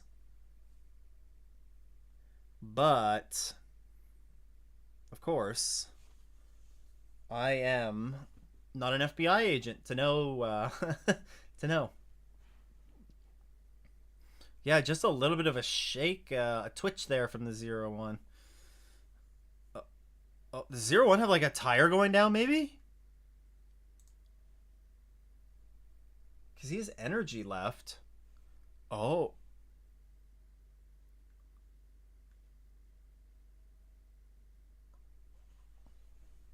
Yeah, so everybody does need to box one more. Oh, everybody needs to box 2 more times, I think.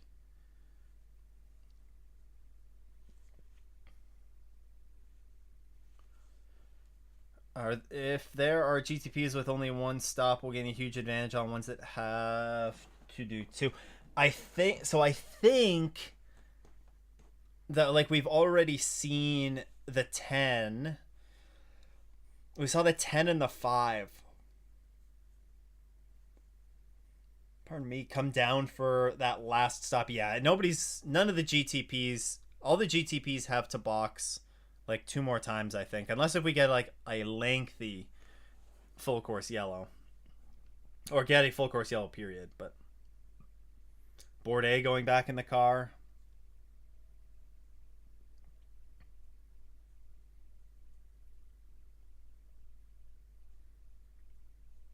You'll have to see how the strategy plays out in GTP. The 6 is coming in now as well. Yeah, like these cars can't make it to the end from here. So like yeah. All the GTPs are essentially on the same strategy. Even the 5 and the 10, like they have to make one more pit stop, the 5 and the 10. All of the GTPs that are coming in now have to make another pit stop, so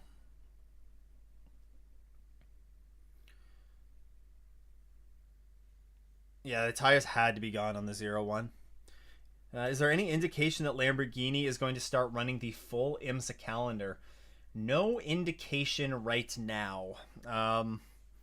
With there being the 2-car mandate in the World Endurance Championship, I believe that there is some concern over the budget.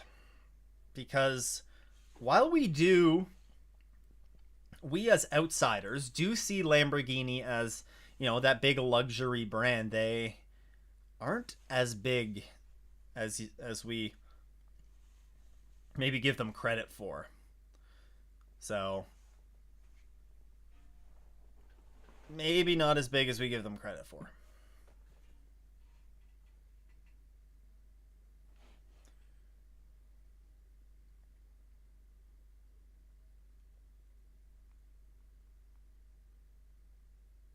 Oh no, the 0-1's slow.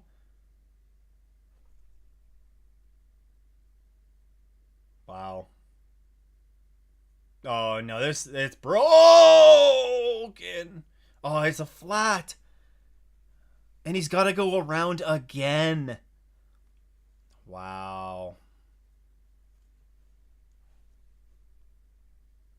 Wow. Well, it's a Porsche championship pretty well at this point, right? Oh, that tire's going to explode. It already has. Wow.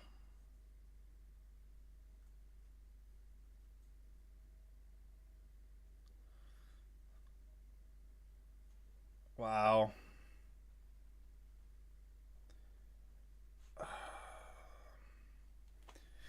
Wow. That's Tire down, tire's gone. Being a Cadillac fan is not very fun. The curse strikes again. The 0-1, like, man. That that 0-1 has had like nothing go right in this GTP era, have they? Everything big happens while Peacock is on commercial. That is brutal. Wow. RIP. It's basically a Porsche championship then, eh? In GTP. The 31 the 31 Cadillac was 242 points behind, like, and they are out of the race. The 40 Acura's 279 points. 279 points down. The 40, and they're leading, but oh, there goes the 5. A little off. I mean, I guess maybe if the 40 wins, but then you would essentially need the 7's running in 4th, but they just made a pit stop. Yeah.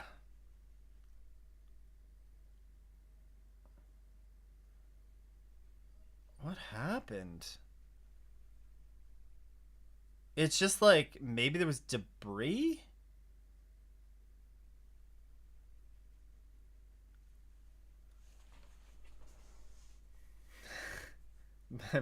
Ryan, that's funny. Wonder how MSR coming back will change things for next year. I think it'll change things for the better. Like, look, MSR has paid, they've paid their price, okay?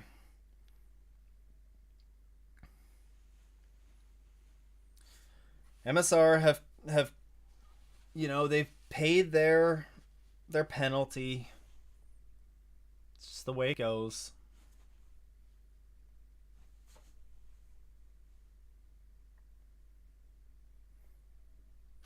How can one car have this much bad luck continuously? 22, 23, and this year combined has been a roller coaster of emotions for Chip Ganassi Racing. That's right. They did have a pretty tough year in the last year of DPI, didn't they?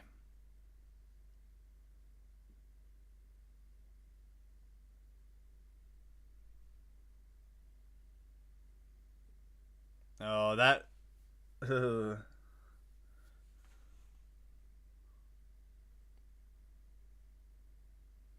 Look at all those, the the bits of tire. Not good for the 0-1. That's unfortunate for them. Man, that is so unfortunate. I think you got to cut that off, guys. There you go. They're going in with the snips.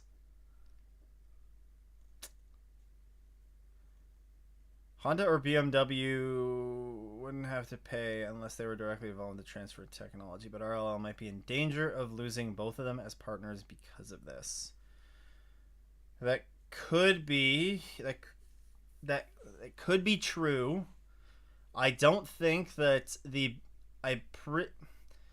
well, BMW, no, so I don't think RLL will be on the grid next year. They unless if BMW has like an out clause or something, but I doubt that they want. I doubt that they'd be out of it like this. It's all alleged as well. It's all allegations. So if we go with innocent until proven guilty, then yeah. Did Zilich get in the car here, or was it DL? Okay, I got it that time. DL.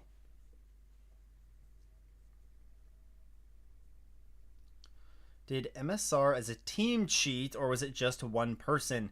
I do not want to judge MSR as a whole if it was one guy cheating when the team as a whole did not want to.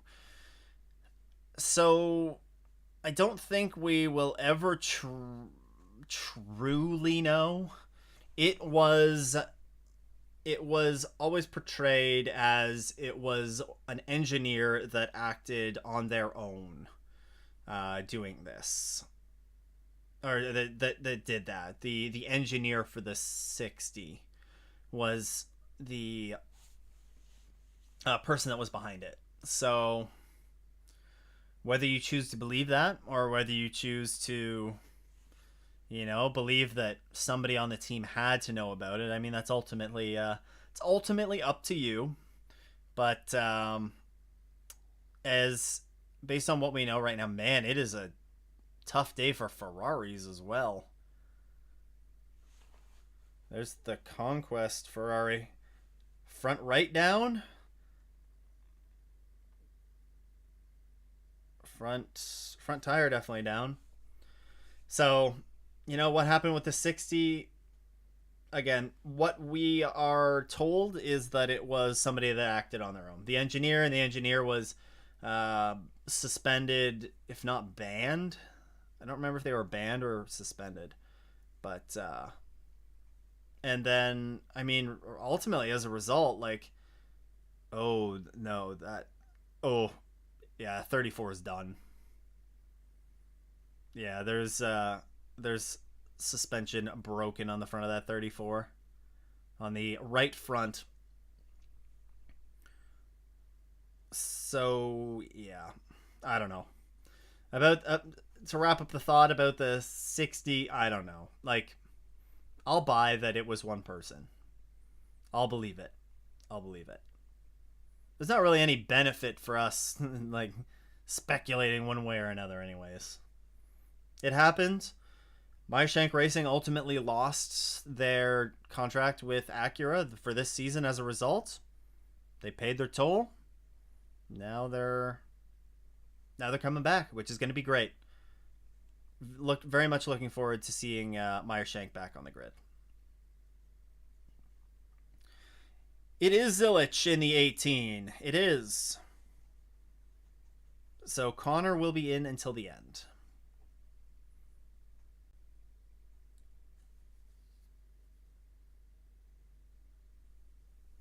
Black Hat. I'm a Penske fan. I'm a Penske fan. Some of you definitely know that by now. But even I would like to see a closer title fight. Yeah, I wish that we were going to have a battle going into Petit with another manufacturer. But hey, you know what?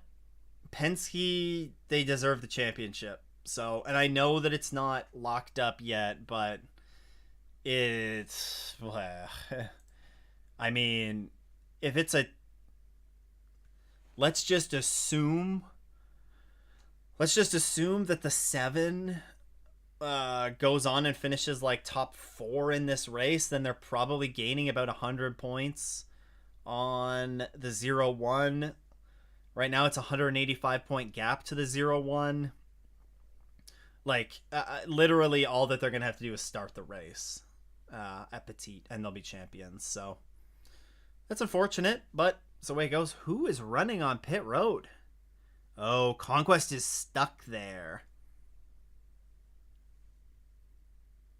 Yeah, Conquest Ferrari is just parked on pit lane. Oh dear. Luckily, the other classes except GTD have pretty fun title battles. Yeah, so we're gonna have a great battle in GTD Pro. Like that, just the way that's shaping up. Let's see. No, I don't want the LMP3 championship standings, Stu. Oh, full course yellow. Well. Full course yellow for the number 7 car stopped on track. The championship leader. The championship leader. Oh.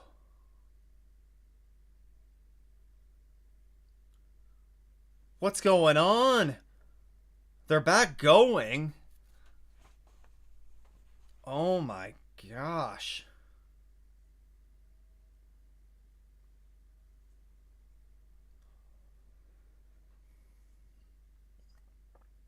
The 7 restarted, but like, is it actually going? The engine is going. Okay.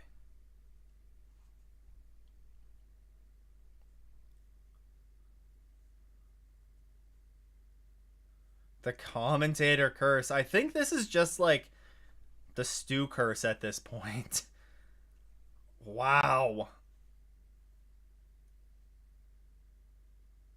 Well, that's huge. I mean, we could have a heck of a battle between the 6 and the 7 going into the final race, right?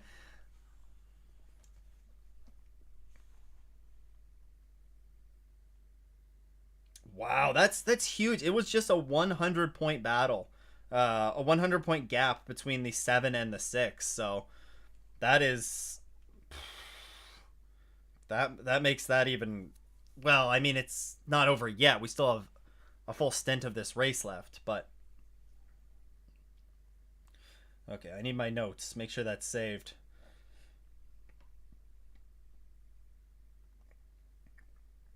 Wow, how big was that cut tire for the 0-1 then? If we don't see the 0-1 cut that tire, then it's like, whew, man. Oh, we got a.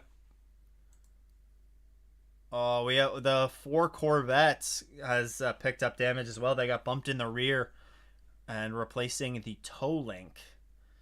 So that is unfortunate for the 4. And aren't they in the? They're not that far out of the GTD Pro Championship. Oh no, it's the 3 that's. Well, the three's not really close, but Dylan, I called the full course yellow in the last hour and 20. I don't think Big C is super pleased with you. He's probably also not super pleased with me.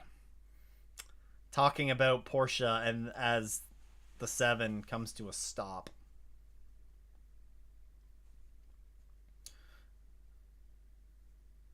Okay, so the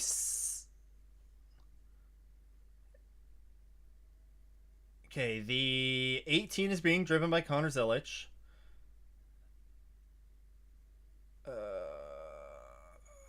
Is there anything else I missed?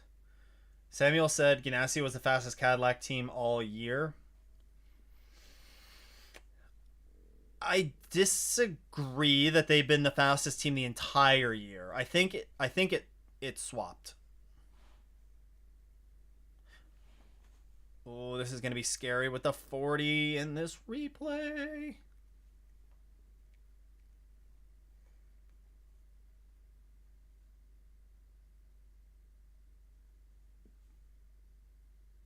But like, what was the 40 doing? Who's in the 40 right now? Delatraz, that's the leader. Um, Samuel, I do think right now the 0-1, ever since the 31 stopped going on that run of pole positions, I think the 0-1 has assumed the quicker of the 2 Cadillacs. Coincidentally, that's kind of also around the time that we, or around ish the time that we found out that Pipo would not be returning. So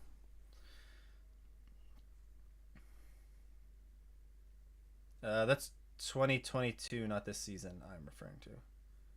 You're referring to. Sorry, Samuel. You're referring.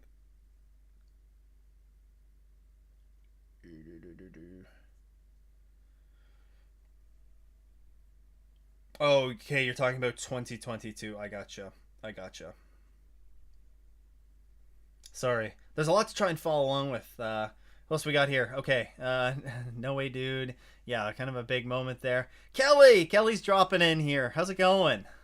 I hope you're doing well. Kelly, of course, the man, the myth, the legend behind P1 Web Development, who has graciously supported the channel throughout this season.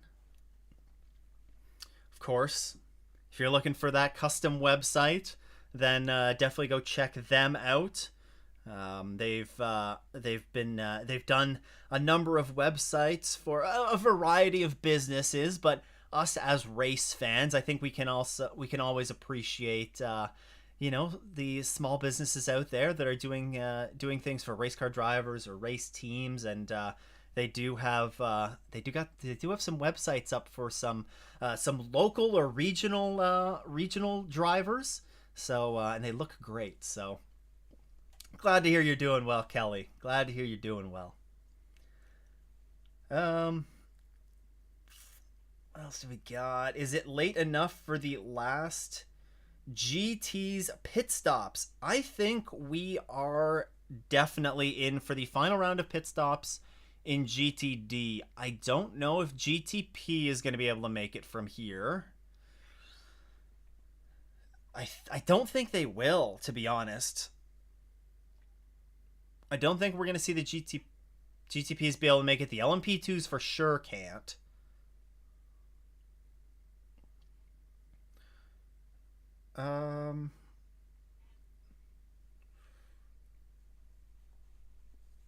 Let's see.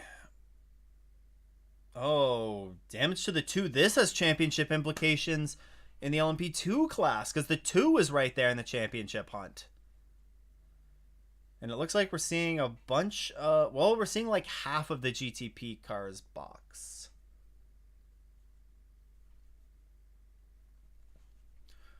It's remarkable that Tandy hasn't won a title, but this issue for his teammate helps him try to get over getting that overdue championship. Just need the 64 to keep its pace, and Rockefeller is a great driver indeed. Dylan, following the GTD Pro field, I think every single one is going to stop and then go to the end. So the last battles here are going to be determined by their pit stop. You are 100% spot on with that, Dylan. I agree with you 100%. We are going to see virtually every single GTD Pro and GTD car on pit road because they will definitely be able to make it from here.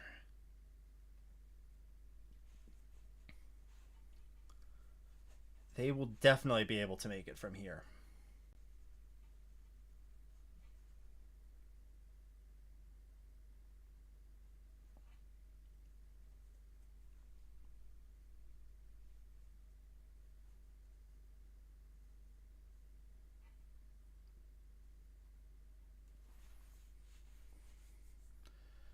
I mean, I talked about earlier some of those cars that were stuck in the gravel that maybe you could have gotten cleared. What is going on in the Imsa chat?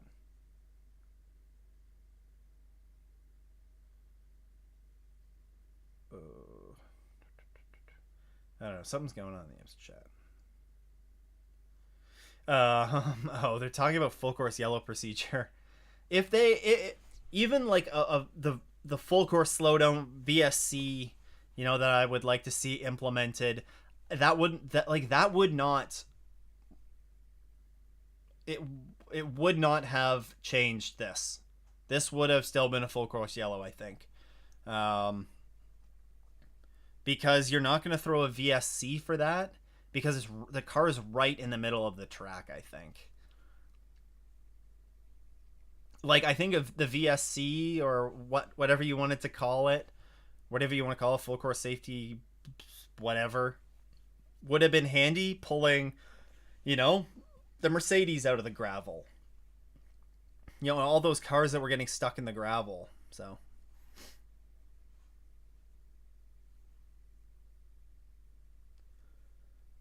I really wish the GTD Pro class would come back to Long Beach. Well, Black Hat, I really wish that the GTP class would come back to Mosport.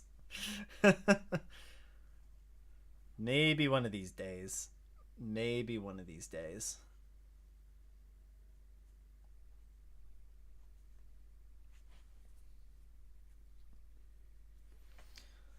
Oh my goodness, the mud on the Ford. Oh! Oh, you okay? It looked like a rough tumble for, is that Harry Tinknell? Or is that Rockefeller that they took out of the car?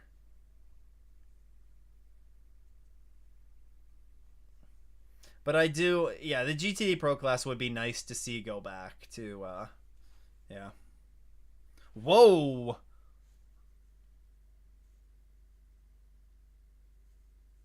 Ayo! See what I did there? See what I did there?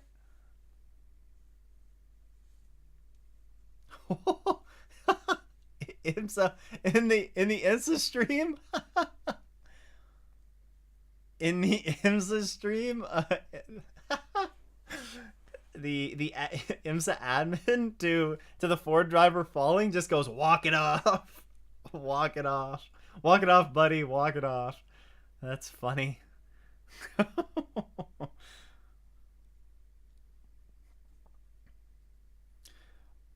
I I Oh, the number 7 lost a lap.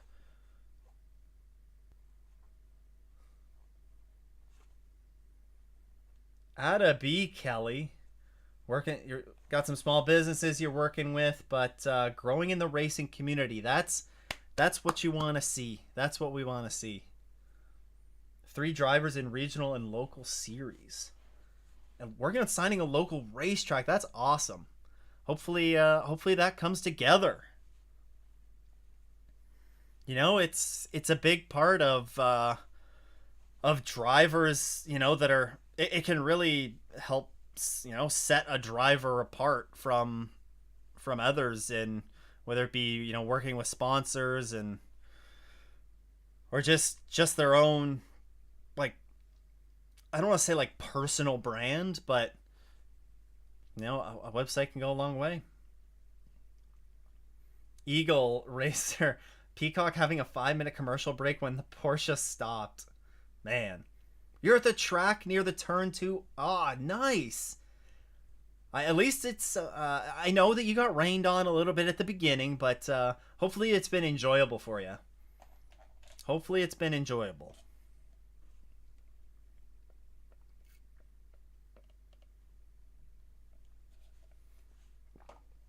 The rain's not usually fun, but it could be, at least it hasn't poured the entire race.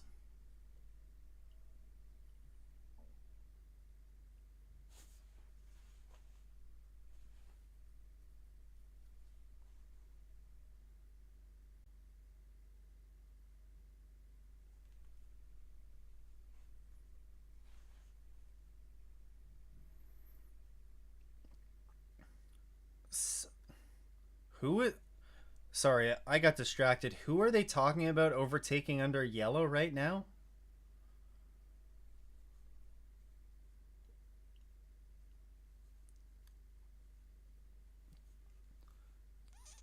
Delatraz could get a penalty? Mohammed, did you just come back? Oh no, Iron Dames? Oh.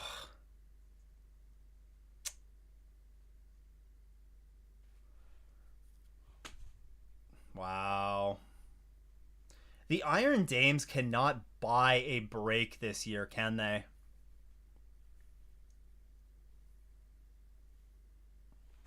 Wow. We were talking about the 0-1 and the bad luck that they have. Well, yeah, the Iron Dames have just this bad luck. Does Honda Acura have a chance to win? Yes. Yes.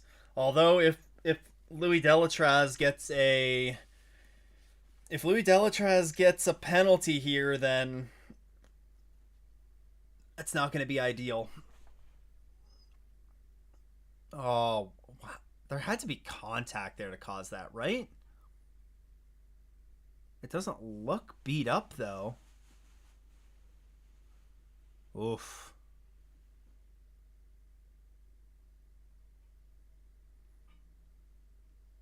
Why is the 6 coming? Oh, the 6. Okay, the 6 is coming down pit road right now. They didn't box initially, so I think this is probably the safe play. I mean, this could be really smart because there's only 6 GTP cars on the lead lap. If they come down and they get their energy, they top up now. Even if they have to come in and do like a theoretical splash of fuel at the end, it's going to be shorter than the other cars in the GTP class will have to stop.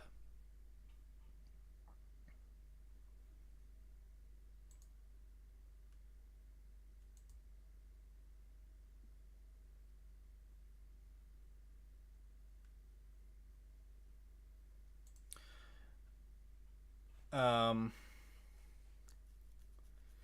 who's more cursed, the Yellow Cadillac or Iron Dames? That's a tough question.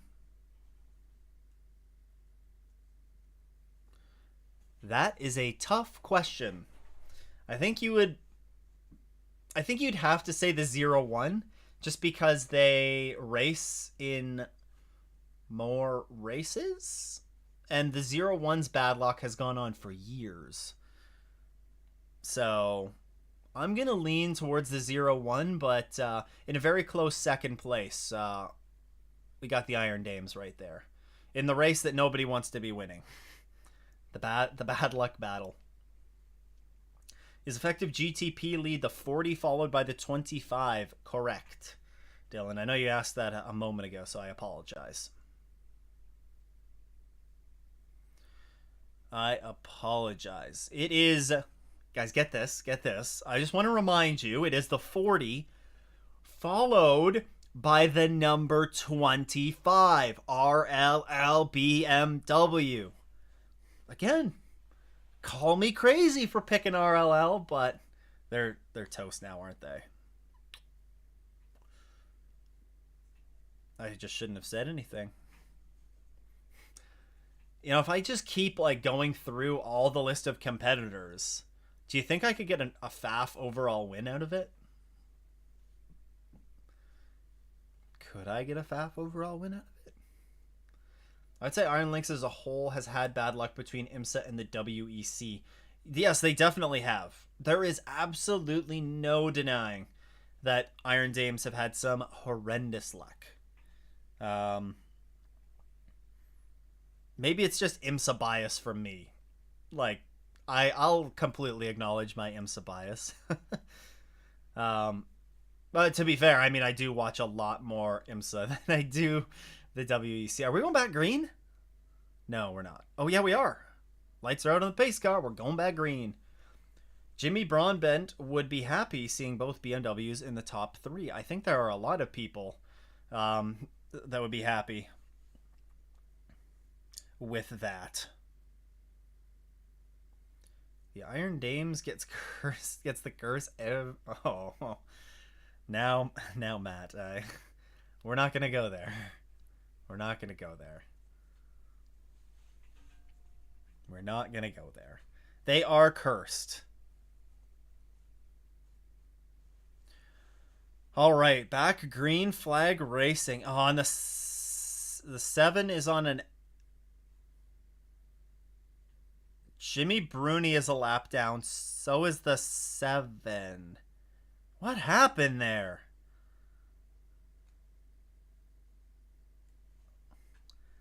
No, it's okay, Matt. It's okay.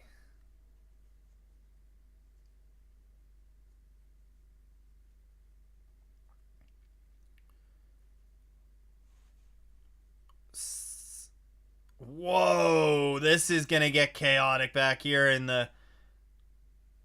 You got JDC and the 10 duking it out. Oh my gosh. Ooh, the 96 going a little... Hey guys, don't look now, but guess who just pulled into the top 5 in GTD? It is Windward Racing. Windward Racing.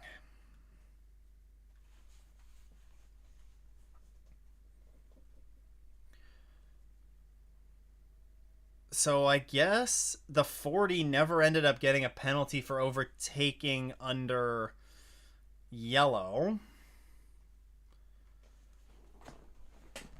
I didn't really, honestly, I didn't really, whoa.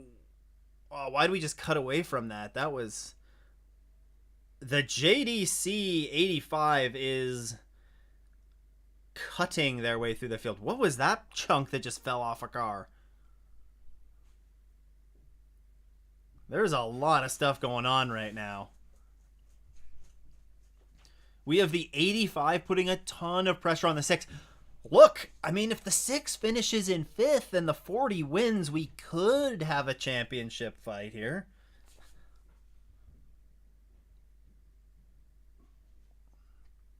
Oh, little they touched the 32 and the 96 have been beating each other up a little bit the past couple laps. Guys, please stay respectful. Please.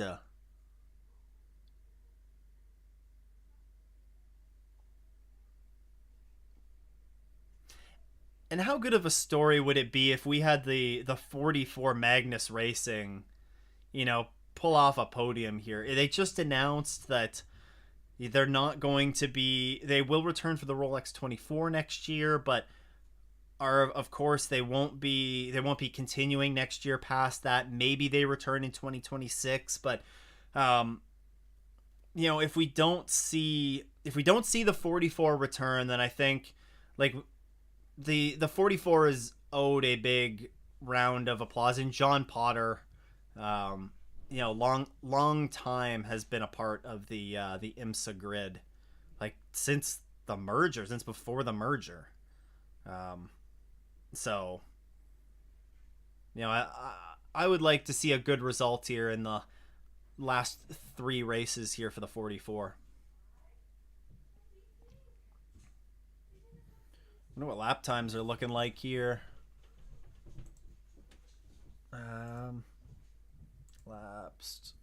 Last lap time 20. Oh, BMWs. This is a home race kind of for BMW, in that RLL is based out of Indianapolis. Actually, there's some good videos on the IMSA YouTube channel of the of some shop tours of some of the teams that are local to Indy.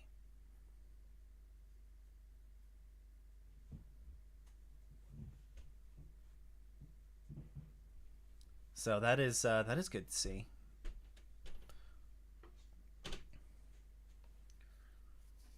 Philip Eng is flying. Also, Phil Hansen flying. Phil Hansen does not have a ride next year yet. Well, I guess it's not technically confirmed, but it does seem like he will not be part of the Joda lineup. So I wonder if we could see Phil, and maybe we'll get to see Phil Hansen full time here in IMSA. JDC Miller Motorsports is potentially looking to add a second 963 onto the grid. So I think that'd be fantastic if we could see Phil Hansen in a full-time ride in IMSA. I'm for it. He's too good of a driver to not have a full-time GTP ride, in my opinion. I know that they haven't been fantastic in the WEC, but I think he's deserving of a ride.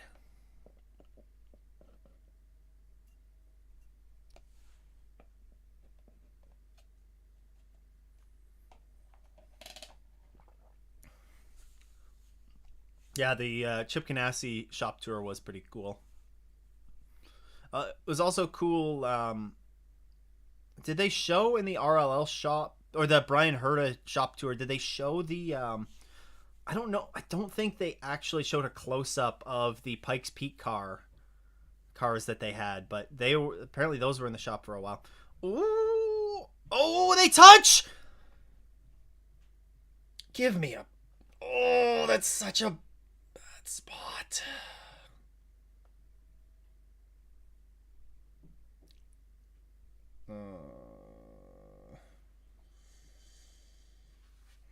And then he stalls the car after he spins it around.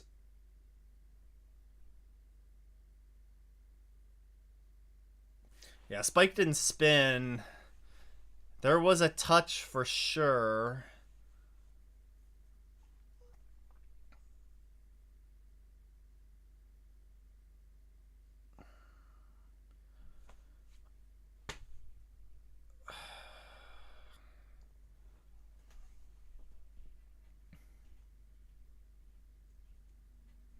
Look, that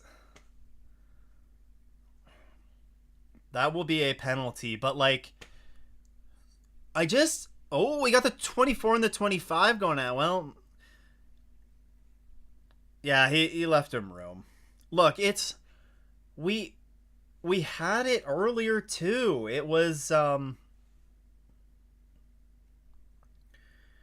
It happened with who was it? It was the other Ford, the 65. Joey Hand just Joey Hand just took out the Lone Star Mercedes, and they were like 40 laps down. It's like, what are you doing? The 88 in this case, I don't care if you're trying to get your lap back. Like, it's unacceptable. It I I acknowledge that you're trying to get around so you can run them down and get your lap back, but if there's a full course yellow at this point, then you're going to get that back anyways. Ah, whatever. Whatever. It that's an annoying one to watch. Like it's just unnecessary. Just unnecessary. So 47 minutes to go. And I think the GTPs are going to have to stop.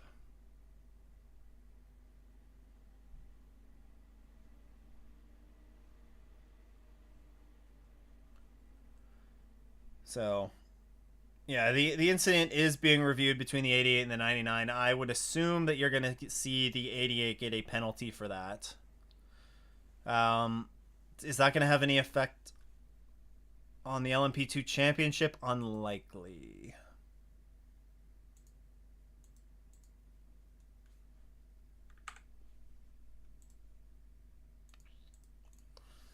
LMP2 championship, I think the 74 is kind of down. Where's the 18 at? The 18 is running fourth. But if the 52 is leading, they're going to lose ground. Man, the 52 could be... Ooh! Look at that!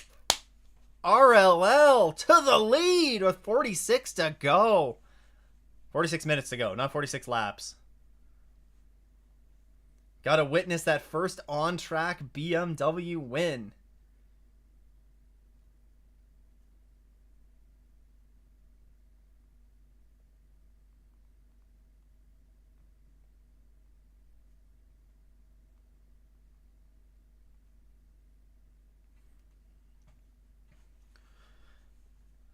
As of now, Jota's likely to have Bamber, Lynn, Button, Sato, and Stevens next year. Yeah, Bamber was rumored to be doing a dual campaign. Yeah, you're spot on with that. There's been a lot of on Daily Sports Car, I think, and Sports Car 365 have both been like reporting very similar things on that. But yeah, it seems unlike it seems like Phil Hansen is looking for a ride. And honestly, I mean, this has been a pretty good showing if you're looking a top 5 for a privateer. Solid. Solid. The 25 got around the 40 as well. My heavens. BMW 1-2.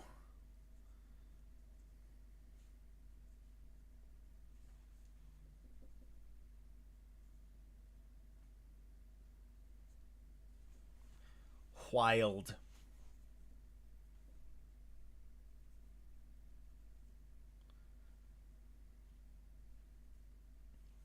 Ooh. That was very close between the... Oh, we get that replay of that pass. Wow, that was just... That was ballsy, but like the he just took advantage. He just left the door open for him, and he's like, "Okay, thank you." Well done. That was a nice pass by Ang. Leave the door open, you're gonna lose a position.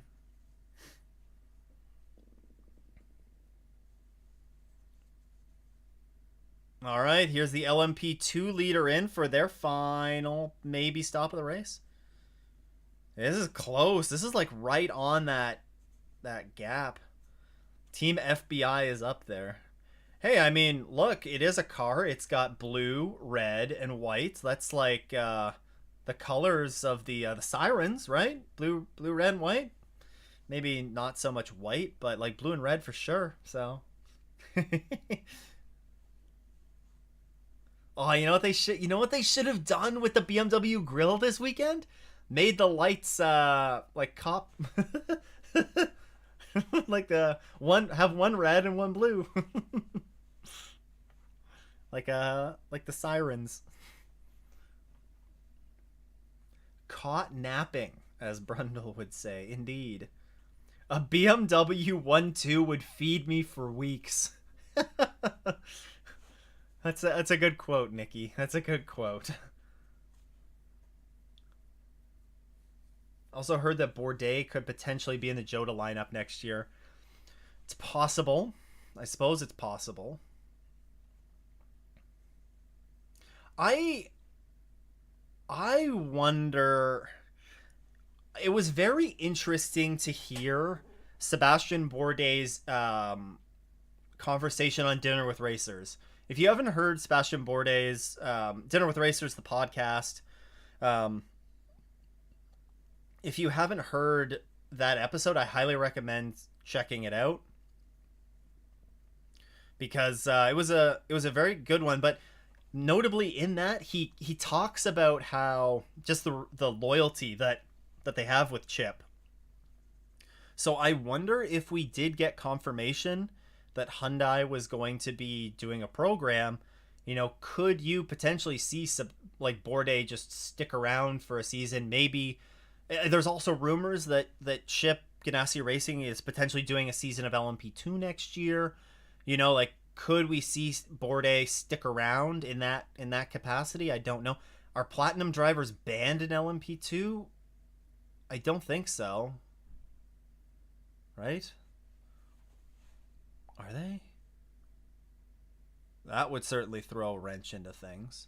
I don't think they are in IMSA, but I don't know. No, I don't think they are. Don't think they are. Zilich is not in the lead. No. Zilich is in third, though, right now. After pit stops. So, it's tight. It's tight. Look, Zilich has been charging through the field, though. Like, I'm a little bit bummed because we're not gonna see him next year. Like we might maybe at the Rolex maybe, but ooh, the 6 going 3 wide.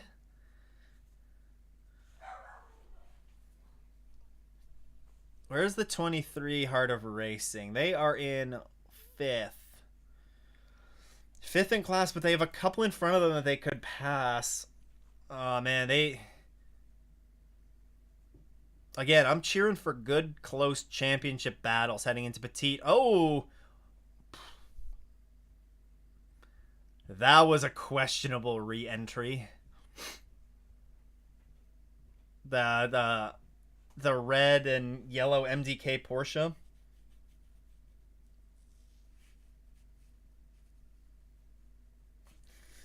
Yikes. All the Ferraris are having a rough race. Considering there's 7 of them in the field. Oh, that was all on the... That's going to be an 86 penalty. And then also, what a questionable rejoin right in front of the 66. Zilich is the new hotness as of late.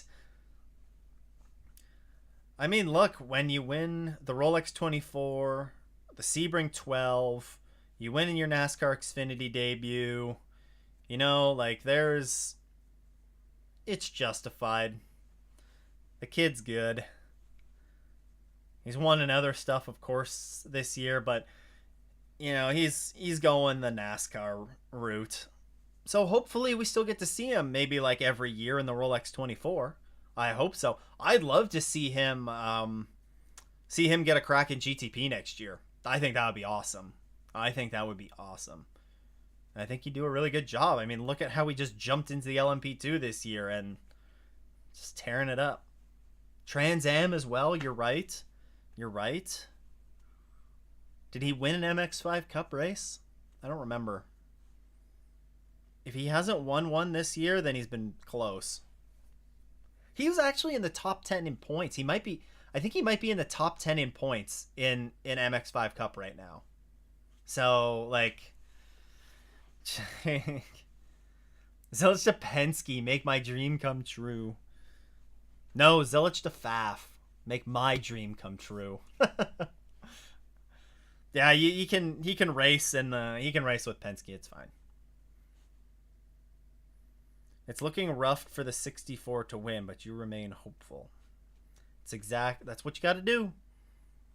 Still 38 minutes to go. That's a lot of time. That's a lot of time. You know, at the very least, Dylan, you have to be pleased with how Ford has looked in this race. They have been impressive. Oh, what do you know? Here's Zelich. What's going on with the timing? Paul DeResta had a moment, didn't he? Yeah, 77 opened up a gap, but it could have been a lot of traffic. Oh, Zelich trying the over-under? Not successful that time, though.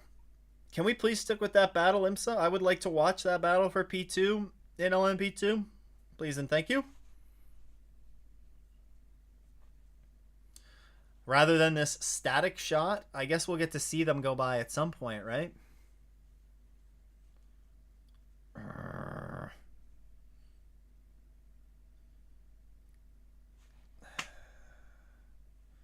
Okay, you can go to the battle for the lead. That's fine, too. I will allow it. I will allow it.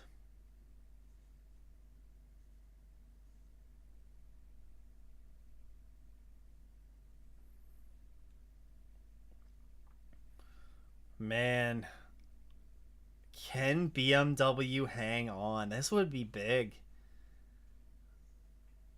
This would shut a lot of people up, too. Oh, was there a... Oh, no, that was for the lead in LMP2. But then what happened to DeResta? Did he go a little wide? Oh, he did. He did go a little wide. Ooh, boy. Holy moly, right in front of the leaders too. That was a moment. RLL team orders. What's 25 by? So Often the S's prediction is right. Spot on, Dylan. Spot on. I like the way you think.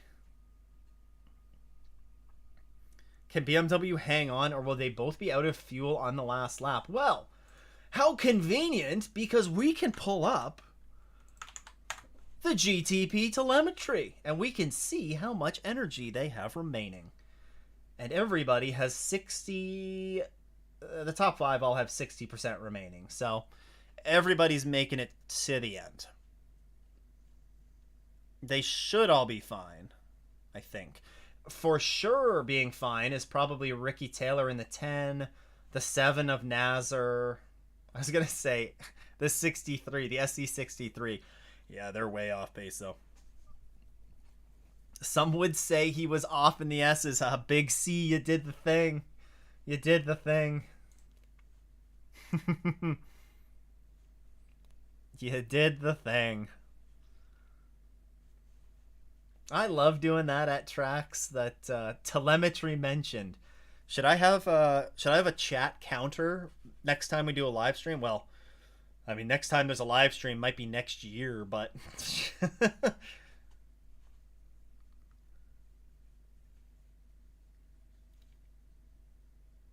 is the 11s?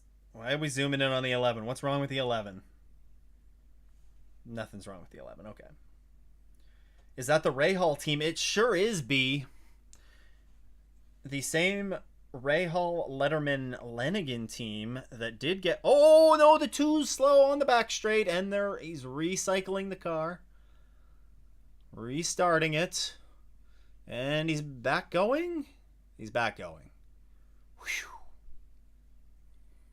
This has been a horrid day for the 2. The 2 is... They are going to be out of the championship hunt. The number 11, could the 11 jump? They weren't even in the top 5 in the championship going into this. But they still have to pit, don't they? Oh no, everybody's boxed except the 88.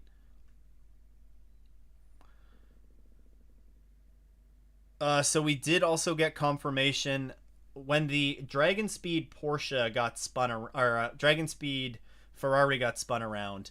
The 86 Porsche did get an incident responsibility drive-through penalty on that. Why is the 7 so slow? I guess that 7 Penske is like sour.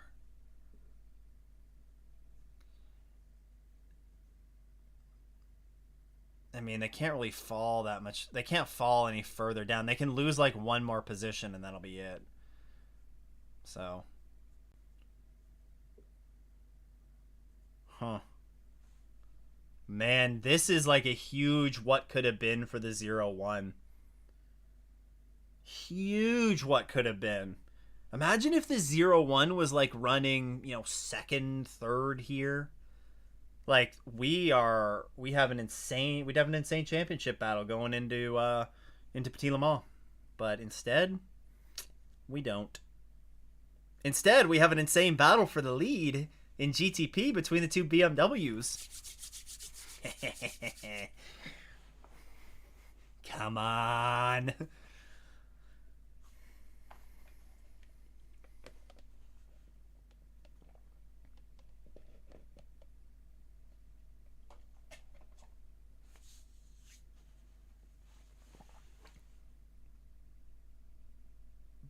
Oh, what's wrong with the 7?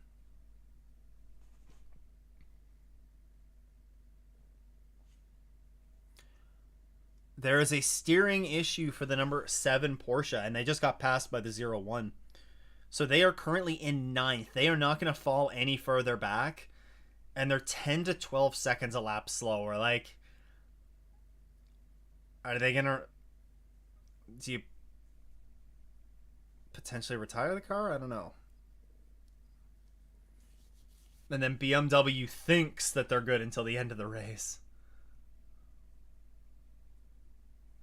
Maybe RLL work with WRT in the WEC and find a way to get the M hybrid some pace. Oh, what happened to the 22?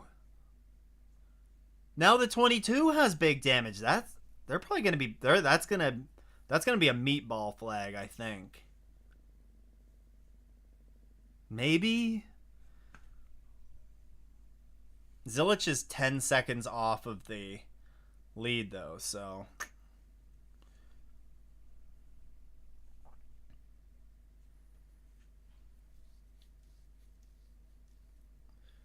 actually okay, a shout out here too to the number 74 Riley. I don't know if you guys will remember when I started the stream, they were like a lap down. They had fallen a lap down. They had a problem. Oh, this 22 is gonna have to pit. That's a tire rub too.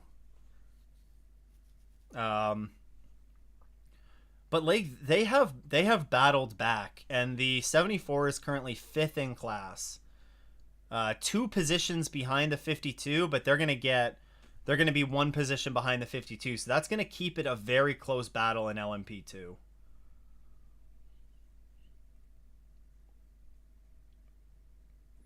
Uh, 40 is far from out of this race. They could totally pull a last minute pass for the lead like Sebring this year.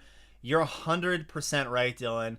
I'm so hyper focused on the battle between the two RLL BMWs that 40 could definitely do something here.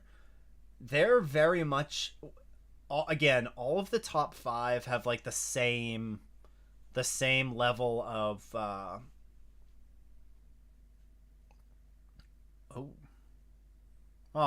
9 got a stop and repair flag for a tire pressure issue. Indy said take them out of contention. They weren't really in contention, sir. But Dylan, you're 100% right that the 40 is still definitely in this. Oh, there goes the 75. Goes for a little spin.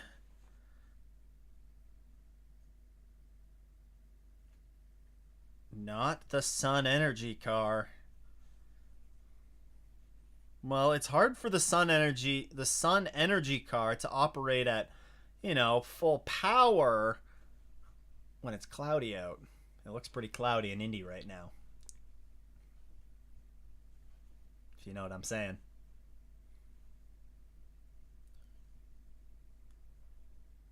Ooh. What happened? Oh. That's going to be looked at, isn't it? The 82. Zilich got a penalty. The 18 got a penalty for incident responsibility with the 22 drive-through penalty. Oh, man. That could be a penalty for the 40 as well. But guys, the car running P2 in LMP2, the 18 is they have a drive-through penalty. The incident between the 40 and the 75, so the Acura and that Mercedes is under review. I don't know if that's gonna. I don't know. Yeah. I don't think that's gonna be a penalty, but man, Zilich with a penalty here. This is like just under 30 to go.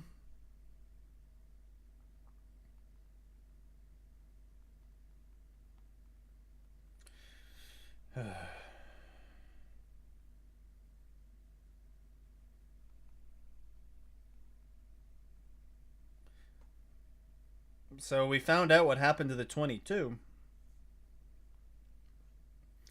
Did Zilich forget that he wasn't racing in NASCAR anymore, maybe? Come on, phone. They probably won't. Yeah, the 40 probably won't get a penalty. So. Well.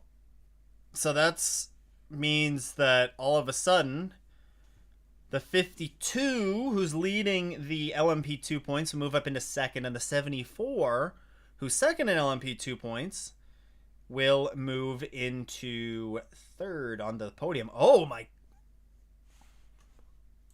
What? How did that happen? Oh, Zilich he forced him off track. He didn't give him.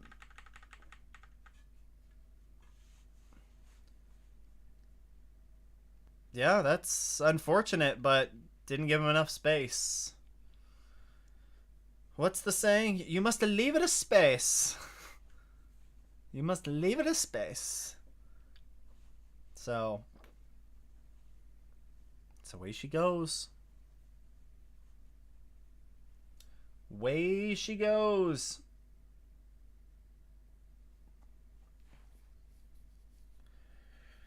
Still nothing on the 40 and the 75, as we have 24 minutes to go. Oh my goodness. Did that seem just under 25 minutes to go? Oh. I just got to take notes, guys. I'm sorry.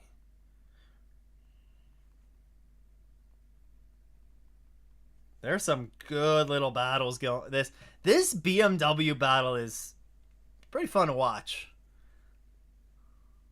Pretty fun to watch. Kind of reminiscent of the Porsche battle that we saw here last year. You remember when, no, it's more of a chicane. When they were going through the chicane and like they kind of had a little bit of an overlap. They had a little bit of a touch, and then they're like going around like slower GT cars and stuff. Ugh. Chef's kiss.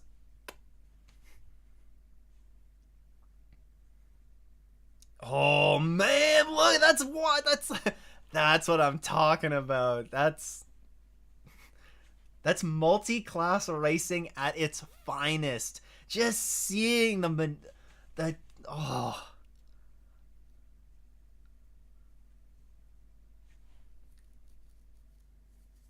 Car 40, penalty, incident responsibility. With the 75, drive-through penalty for the 40. You're spot on, Dylan. That's huge. Drive-through penalty for the 40.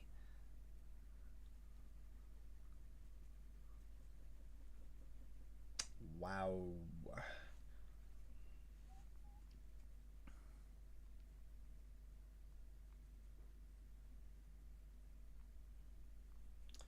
Well, well, well. Has Zillich done this drive for you? He just did it, Black Hat. As you were typing that, you were probably watching it on your screen. It's time for some Bavarian beer. Not time yet. Don't crack your brewskis before they hatch, right? That's the saying.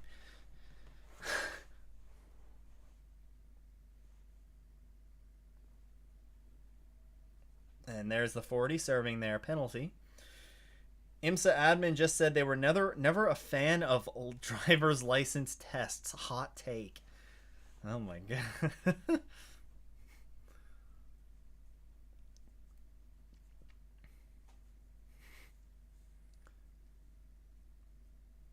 All German car podium incoming. It could happen. AO Racing has a pretty comfortable lead there. We don't really have a great battle for the lead going on right now.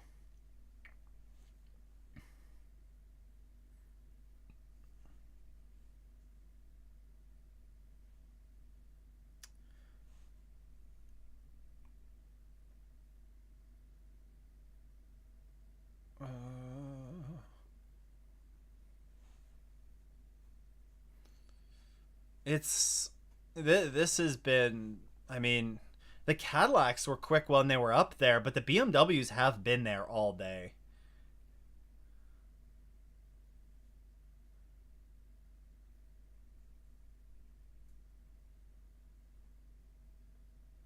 It's Oktoberfest in Munich here right now. Maybe it motivated the BMWs. Oh, Floritual. Did I pronounce your name right? I think it's close. It's close enough, right? Are you you're in Munich right now. Okay, okay.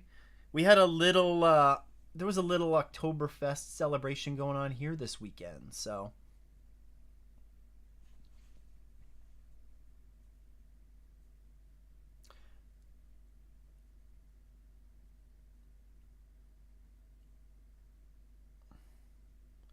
this oh man, this is the GTP championship going to get interesting? Yes, because the 6 is probably going to be the championship leader. But nobody else is really going to get close enough for it to matter. I don't think. Like, the 24 and the 25 are so far down the points. The 85 is so far down the points. The 40 is there, but like the 40 is also running 5th. So like they might end up being like 140 points back going into Petite. So you're from Munich. Nice. It's got to be pretty late there, right? Is that like, what would it be, like 11:20 for you? Maybe 11:20 or so? Kitchener, Ontario has the largest Oktoberfest outside of Germany. I have been to the Kitchener Oktoberfest before, Matt. I have been there. It's not that far from Toronto. So I did go there one year. And I hear the puppy coming. Whoa! Oh my goodness. Okay.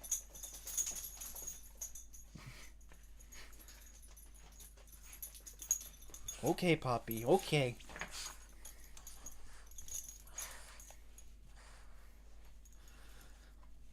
Oh, you're gonna look, Puppy. Your head is. Well, yeah, the Penske number 6 is 100 points behind before the weekend, and they're earning 330 points as things stand. You are correct. And the number 7, I don't remember what. Well, this Did the 6 get pole? Yeah, we had a pupper. Good pupper, exactly. The Doge. I think the Doge is heading out. Heading out. What's the point situation? I can pull this up here. Imsa points. Because right now, championship points, and Porsche's running 9th with the 7, so they get 220 points for the race. So at the very least, it's 80 points being made up by the 6 on the 7 right now. Not including qualifying points. I don't remember where they qualified, to be honest. So 24 is really rocking that black eye headlight look. Indeed. Indeed, Big C.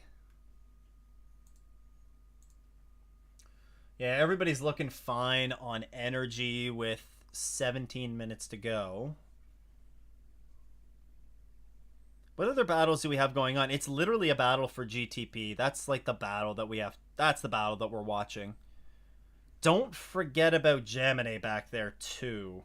Although I think that Gemini is just going to be like, hey, you know, I don't want to push the envelope too much here. Because we're getting back in the championship with our fellow Porsche.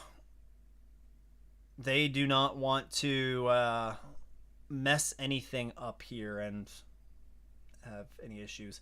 Penske 7 qualified 7th, so 24 points awarded. You are correct. So they have 244 points for this event is what they are going to get. Because they are not going to gain another spot. They are not going to lose another spot. Ooh!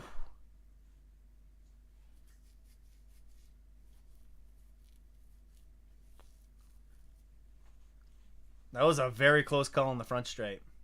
Have to give it to Rex. He qualified pole, took the penalty, started in the rear, and is now being dominant in the final minutes. Yeah. You know, this was a real question. This was a real question for them on, like, you know, could they do it? And it does appear that, well, I mean, there's still 15 minutes to go. It ain't over yet, but it's looking pretty good. That being said, though, they didn't get any qualifying points for that, right? They shouldn't have.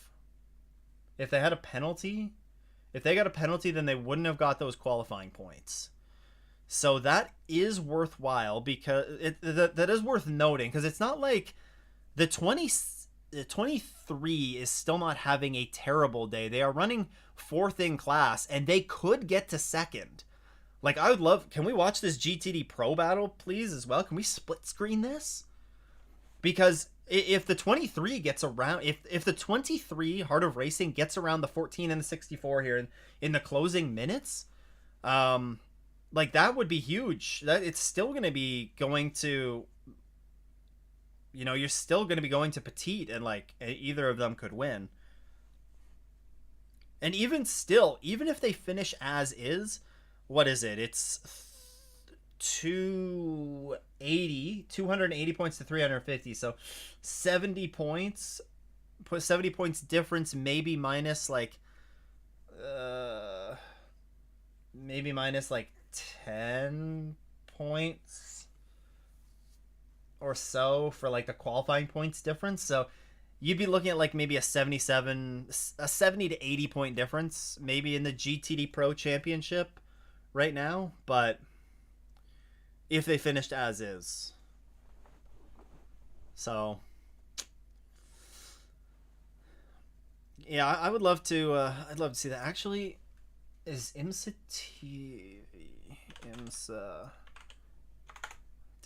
TV. I wonder if they have the Heart of Racing onboard on there.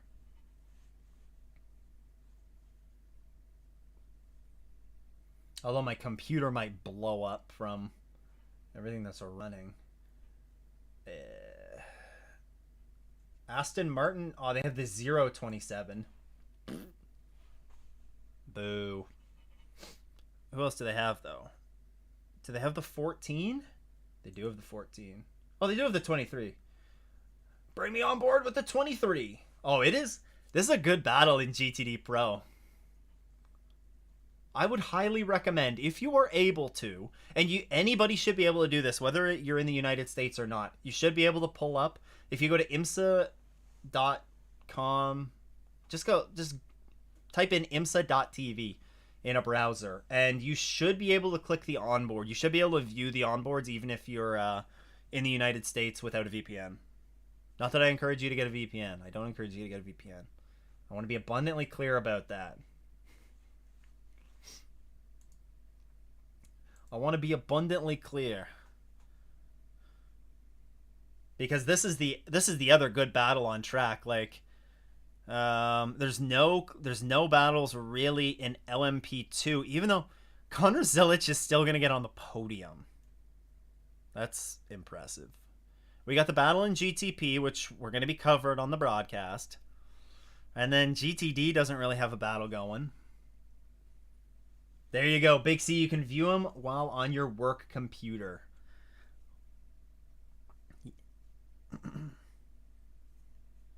So yeah, pull up that Heart of Racing 23, and you can see if they can get around the two cars in front of them. I am personally cheering hard for the 23. I'm cheering hard for the 23 because I want a good battle in GTD Pro. Oh, is he gonna look to do a little around the outside? Oh, maybe a little outbroke himself a little. Big C, I mean, I am working hard and not watching racing. Of course. Don't worry, I won't tell. I won't tell.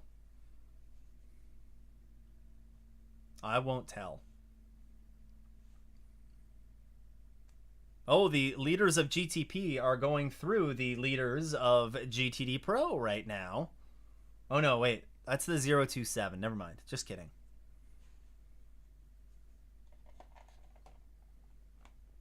Just kidding.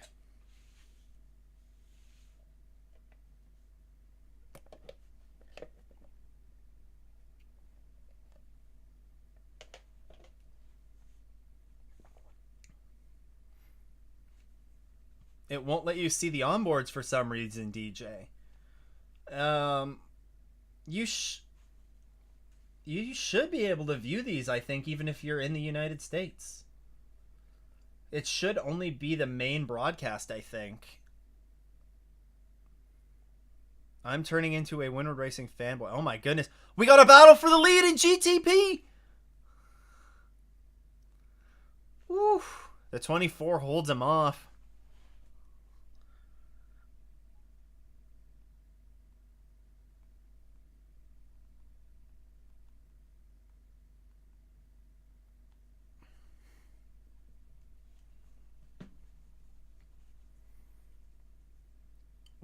This battle is... This is good.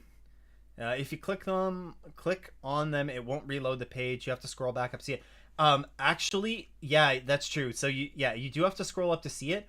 Also, make sure if you have an ad blocker that you have it disabled. Which, yes, like it's IMSA's website. Just disable your ad blocker temporarily for the IMSA website, and because usually ad blockers don't play nicely with it. But I don't think you have to. I don't think you have to watch an ad for that one, for the onboards.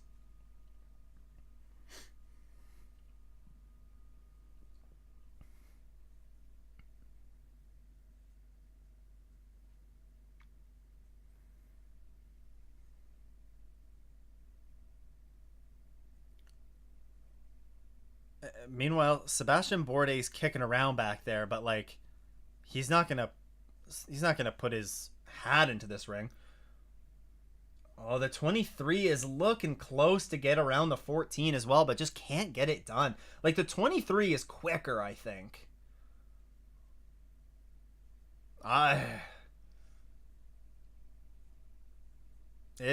Yeah. True. I have Imsa whitelisted, and they do not have ads. So yeah, there's not actually an ad to block, but the page doesn't play nicely with an ad blocker, I don't think. Because I remember, I don't. Usually, I just watch all the races on YouTube now. Because it's a little bit more convenient than pulling up IMSA TV and yada yada.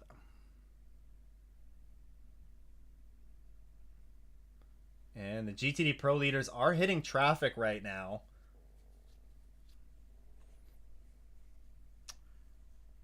Oh, this is good stuff. Just under 8 minutes to go.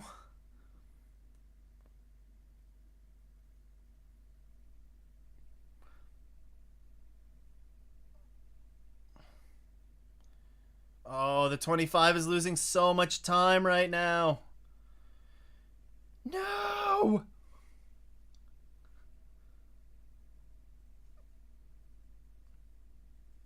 Oh, and Rocky got to break away a little bit there.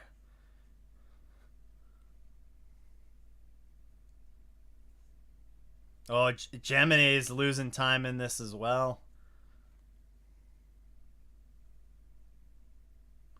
I rewatch the races on YouTube as well, but that's because I enjoy the IMSA commentators over the NBC commentators. Fair enough.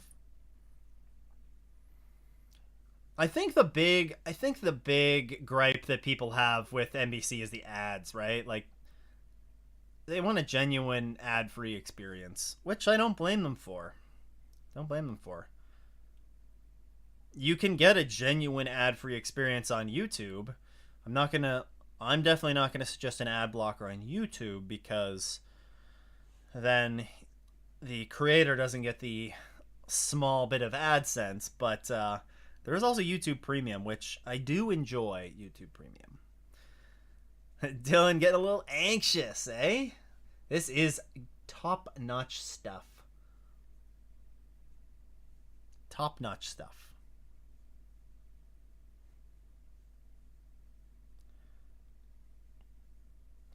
Also, can we talk about Phil Hansen running in 4th right now? Phil Hansen, like for JDC, that's a very strong run. This might be their best. If they can hold on to 4th, then it would be their best finish. The NBC team is so good, though. Yeah, that's fair. Calvin Fish isn't on the team anymore, are they? Or was Calvin Fish usually doing that? He was doing IndyCar. Never mind. I know the NBC team. They are solid. Yes. Is the IMSA broadcast ad free? It is on YouTube if you have YouTube Premium. Because, yeah, they don't insert ads. It's also technically ad-free on IMSA TV. But understanding if you're in the United States, then you can't get it legally. All right, GTD Pro Battle. Calvin is still there. Okay. Who's the one that just went to NASCAR from IndyCar? Yeah, Calvin Fish is there. Who am I thinking of? Oh, help me out.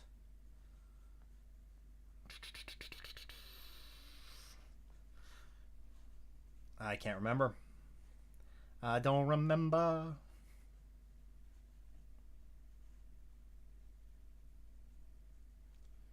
Alright, I can close my GTP telemetry. Oh, the 23's close to going for the little lunge.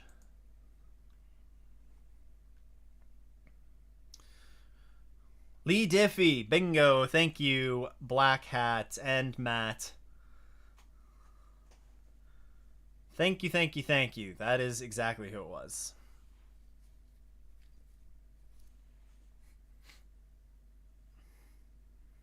All right, we got eyes on the GTD Pro battle. I got my wish. Oh, there goes the 20. Little bit of a lunge. Maybe a little aggressive. Oh, 23's got a good run, maybe? No, the 14 got off the corner really well.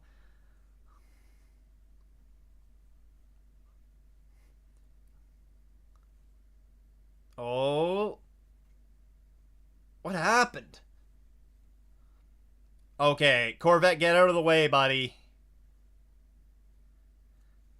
Man, just a little wiggle. I don't think there was a touch, but man.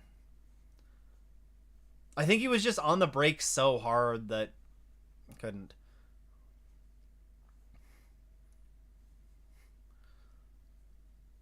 Oh, the 25 is going to have a chance here. Lap traffic. Slower GTD traffic right here.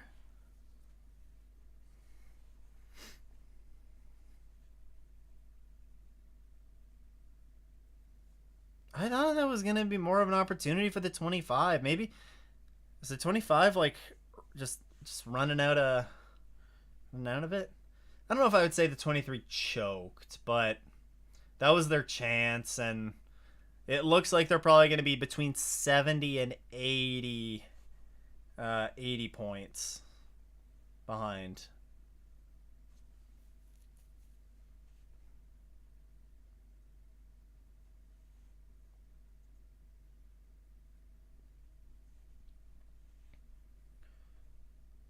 Yeah, there's a couple cars. Yeah, the GTD Pro battle is probably over.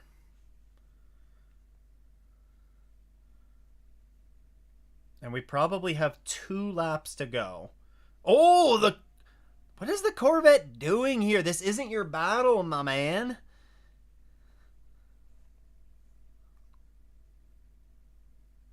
Like the here we oh actually ignore me. My apologies to the Corvette because the Corvette is in this fight. I apologize. Oh, and it's just running him off the road.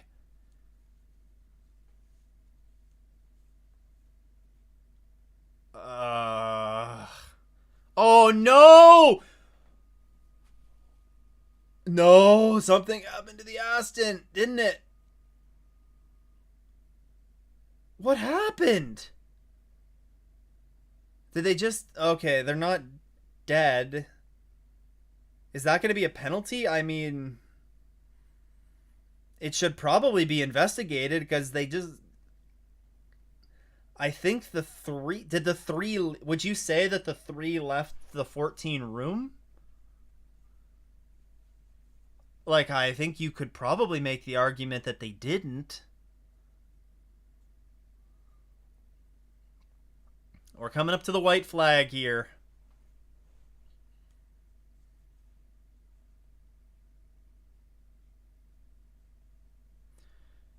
I I doubt that it'll be reviewed, but maybe. Look at Gemini is right there too.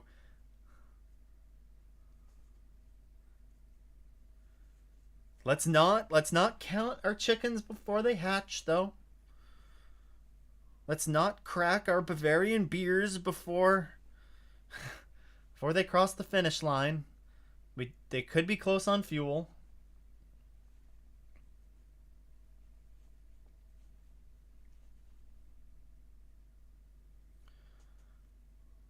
Let's see.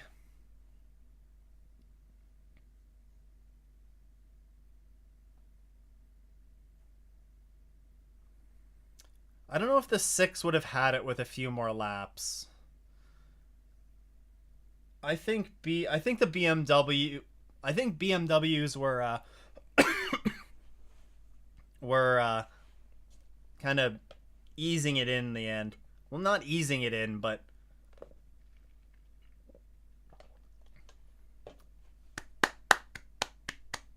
well done. Well done. Well done. That's impressive. Well done to BMW. Well done.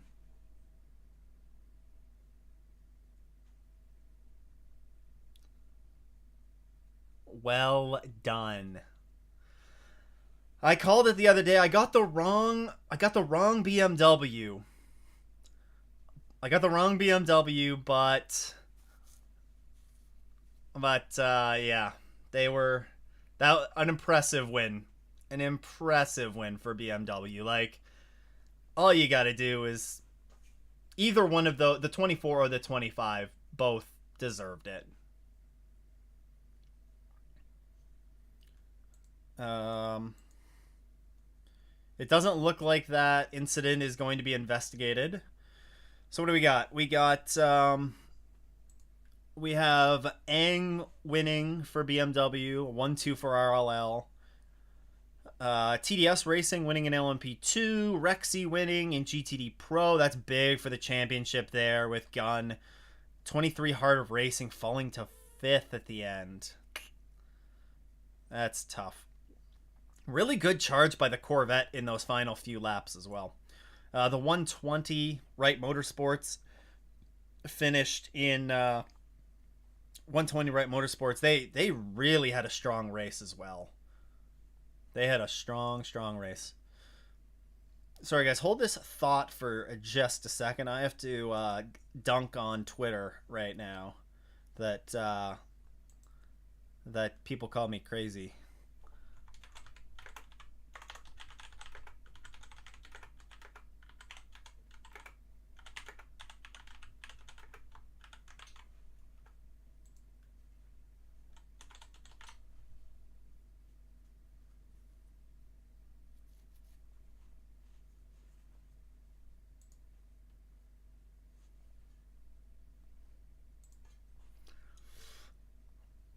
Alrighty. Shall we do a little post race analysis? Oh, do we have the points updated already? Let's see. Oh yeah, we do. Okay.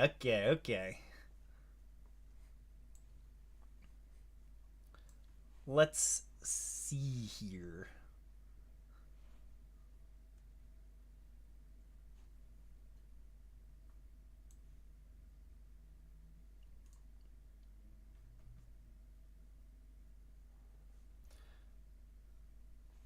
All right. Gloat, my friend, gloat. Oh, I've been waiting for this. I've had so many terrible takes all season long. Anybody have any surprises from that race apart from BMW MTMRLL? I think even not considering BMW finally winning, one of the better races this year for sure. I would largely agree with you, Dylan. I think there were avoidable incidents in the first half of that race that I was a little bit concerned at the beginning of that race, but I feel like I have this happen a lot where it's like the beginning of a race looks a little bit sketchy, and then they clean it up. They clean it up in the end. Maybe it's just the AMs being in the car that leads to a lot of unnecessary incidents. But like, man, looking at MTMRLL in victory lane, like, good for them. Like, good for them. That they have been through a lot. 64 or 63 Lambo on pace in the rain with Grosjean. You're spot on as well.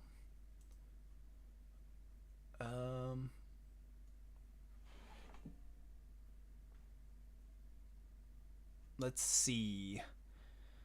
How do I do this? Looking. How do I do this in OBS? Studio mode. I think that's what I want to do. Yeah, let's move the YouTube's chat.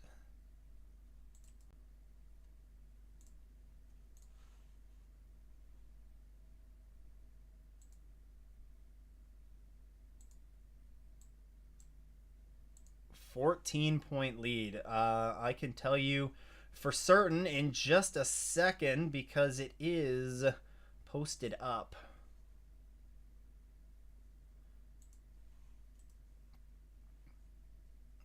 Okay. Boo, boo, boo. What am I doing here? I need to press this. Oh, look at that. The old. Oh, you don't even have me on screen anymore. Can I go?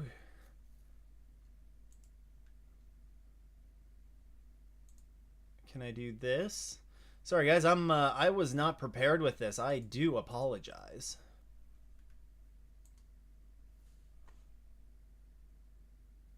I don't know, maybe I'll have to go back. I might just have to go back.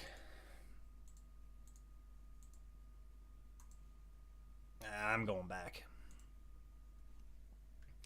Let's see, how else can I do this? I'll read off the points for you. I'm just gonna do that. How about we do that? In GTP, the manufacturer or the team standings, it is the 7 leading by 14 points over the 6.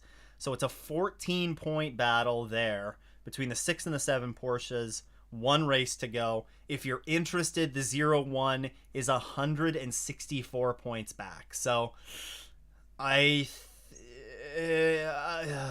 you're essentially needing the 7 to finish last and the 6 to finish second last at Petit. Like, it's pretty darn unlikely. Pretty darn unlikely. In LMP2, we do have a closer battle. Well, it's grown, but why are these? Okay, in LMP2, it is the 52 Inter Europol. They pick up a second place here at Indy, and they're leading by 98 points over the 74 Riley right now. The 18 Era Motorsport is in third place, 123 points back. So that's a tough one to come back from. It's not impossible, but it really looks like the 52 is in the big driver's seat there for sure. In GTD Pro, it is 99 points between the 77 AO Racing and the 23 Heart of Racing Aston Martin. So that is not over for sure, but 99 points. If you're AO Racing, you're looking to go out and get pretty well a top 5. And you're going to have that locked up. Heart of Racing is probably going to have to gun hard for like pole and a win if they want to have a chance. Paul Miller Racing is in third, but they've dropped out of it. 219 points back. You're not coming back from 219 points back in the final race of the season. And in GTD, again, the championship isn't wrapped up, but it's 222 points difference between the 57 and the 96. So really the battles that we have, like, it's 98 point difference in LMP2, 99 point difference in GTD Pro. In GTP, it's a 14 point difference, but we're pretty well guaranteed that it's Porsche that's going to bring that home. So that's kind of the way that the cookie crumbles here. I think overall, like, from a championship perspective, it is a little bit disappointing, I'll be honest. Was kind of hoping that we might see some more I was hoping that we might see some of those championships tighten up a little bit. But it's going to be fun to watch the 7 and the 6 go at it at Road Atlanta. Like, with Penske virtually having that, it's not virtually locked up. What's the points difference going to be? I have this in my notes from Indy. I'll pull that up. And Joseph D, I'm excited for Road Atlanta, but very sad that we will then have to wait until Daytona. That is true, but there's still plenty that goes on over the off season. I will still be here to keep you updated on it. So don't you worry. There's there's plenty that will be going on over the off season that we can talk about. Here it is. Championship GTP. 165 point swing is the difference. Ooh, that's tough. That's tough. And it's 164 points. So assuming that the 7 and the 6, literally what has to happen is the 7 has to start dead last and finish dead last at Road Atlanta, and the 6 would have to start second last and finish second last. And if the 0-1 got pole and won the race, then they would win. The 0-1 would win by 1 point, I believe. That is my napkin math from, like, I know the difference in points, and yeah. So there's a chance. I wouldn't be counting on it though. Literally, if we see the 6 and the 7 not qualify last and second last, and they just start the race, and they'll have the championship clinched. So that's good. That's good. I missed a couple of comments here. Thanks for the watch along again. Good stuff. Thanks, Ryan. If you're still here, thanks for tuning in.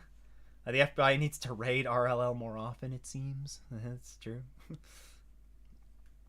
I'll take a Ford and Chevy podium. I hear, yeah, that's you're not complaining about that, Big C. JD357, unfortunate end for Caddy and Ford, but overall a decent race. I 100% agree. Decent race for sure. Unfortunate that we just didn't see those championships tighten up like I really wanted to, but still a fun race nonetheless, and we're gonna have a fun race up at Petit Le Mans, so that's gonna be great. Dylan, okay, I have to go run some errands now. Had a fun time, and see you next time. See you next time, Dylan. Thanks for tuning in. It won't be till next season, though, unless if I do some sort of off-season stream, or there will still be 4-doors and GT4s. We'll have plenty to discuss on that, I think, in in our next episode. Thanks for dropping in, Kelly, as well. Great seeing you, Stu. You rock. I appreciate it, and I appreciate you. So hope you have a great rest of your Sunday evening. Wish LMP2 would have done better. Yeah. I wish we would have saw Connor have Zilich have a good opportunity, or sorry, a crack at going for the win there. But I mean, penalties are penalties. You know, you got to pay for accept the consequences of sometimes you make mistakes. I am definitely saying that there is a chance, Matt. I'm definitely saying that there is a chance that we could see some... I'm definitely saying that there's a chance. It's a very small chance. Like, microscopic chance that we see the 0-1 pull out that win, pull out that championship win. But hey, miracles happen sometimes. So what I'm hearing is that I should bet my house that the 0-1 wins the championship. Thanks, Stu. No problem, JD. I hope you have a backup plan in case if you lose the house. But if they won for some weird chance, I mean, you might be able to like afford a GTP team or something. So, you know, risk might be worth the reward. Black Hat, are you going to stream during the off season at all? I will see. I'll see. Maybe there'll be some opportunities where I can, you know, I don't know if it'd be like a preview or whatnot, but yeah, maybe there'd be an opportunity to do something with a live stream, something like that. We'll see how the off season progresses. We'll see how the off season progresses. But definitely, there will still be, you know, I'm still going to be on the podcast with GT Rain over on his channel. GT Rain, that is, of course, the Rain Race podcast. It just completely slipped my mind for a moment there. Rain Race podcast, we'll be doing that, you know, in the off season. I think we kind of do it every 2 to 3 weeks, generally speaking, whenever there's news to talk about. And then there's 4-doors and GT4s. That usually takes place. We'll probably do some of those over the off season as well. Maybe try and get some more guests. We when Aaron and I first started that one, we wanted to get some more guests brought on. So I think we're gonna try and do some of that. So stay tuned for some stuff. We'll still be doing those over the off season for sure, even if I don't hop on and do another stream. But there'll still be a continuous stream of videos out over the off season. It's gonna be a busy one, I think. So we could do 1 or 2 group discussion kind of streams if there's any big news. I like that idea, JD. Maybe pick like a nice weekend time. Have a little bit of a conversation around some of the Imsa news that's going on. I like that idea. I like that idea, JD. Let me lock that away, and we can do that. Building your fantasy Imsa teams. That would be fun too. Maybe doing some very early predictions for 2025 as well.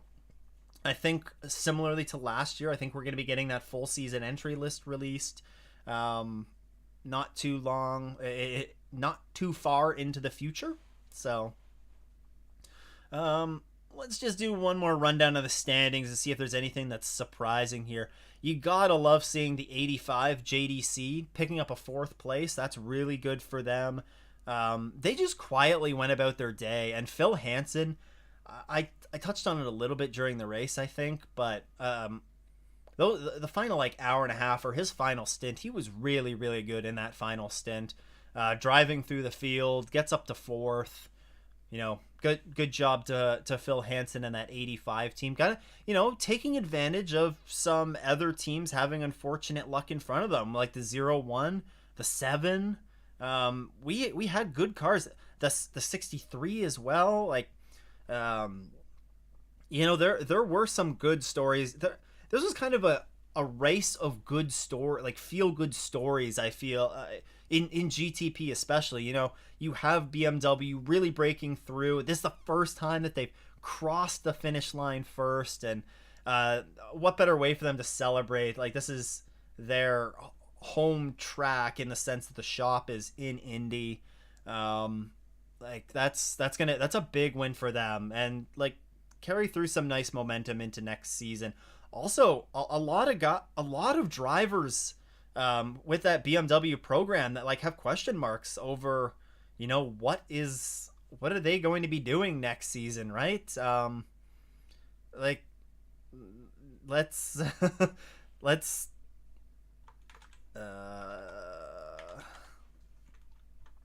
sorry, just 2 seconds.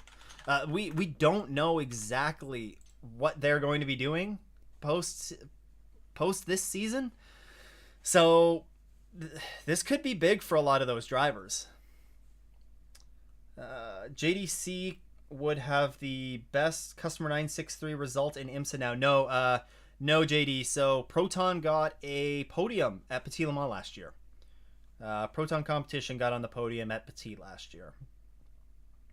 The C43 guy just subbed and loved this channel a lot. I appreciate you. Thank you very much for the love and support, and welcome. Glad you're enjoying the channel. It's all IMSA all the time here, so that's the main focus. It's the main focus. How could you, after a race like today too? Oh, I gotta get the was Indy a good race poll up, because we all know that everybody loves a good vote. Should I vote a poll? See, if I say poll, then you could interpret that like different ways. I don't want you guys to interpret it different ways, So I'm gonna get that poll up on YouTube here. But yeah, what does anybody have any other thoughts on the race? We'll go through some more surprises in just a sec. But yeah, I think in GTP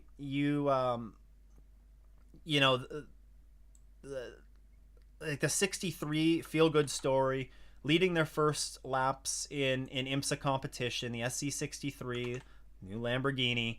And like, that's a feel good story. BMW, you gotta feel good for JDC as well, getting into the top 5. Like, lots of good results for teams that have struggled for the most part this season.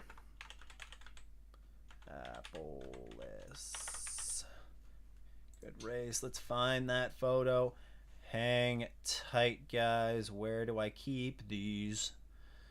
Where do I keep my little checkbox? They should be in here. Boom. Okay, here we go. No. And was Imsa's Battle on the Bricks in Indianapolis a good race? There's always going to be a comment on it's like, are you Bob Pockris now? Because they do one for there's a very similar poll that a reporter does on the NASCAR side of things, and I really like it. I really like seeing what the fans thought of the race. I think it's probably going to be north of 90. I think this is going to be like 90. This could be 96%. This is going to be a 96% positive. I'm calling it now. Forgot about Proton. What live timing am I using? So this live timing that you see on the screen right now is from Alcamel. I will post the link in the chat. It is still technically live, but there's not really much coming through there. But the Alcamel timing, that is like the IMSA. That's the IMSA timing that they use. You can go on and you can see the little track map that I have on screen as well. It's great. There's also one that's called, I think, Driver 63. I can't remember, but you go onto the Alcamel site and it's kind of like an overlay. It's pretty similar though. It's pretty similar, but the Alcamel timing is solid.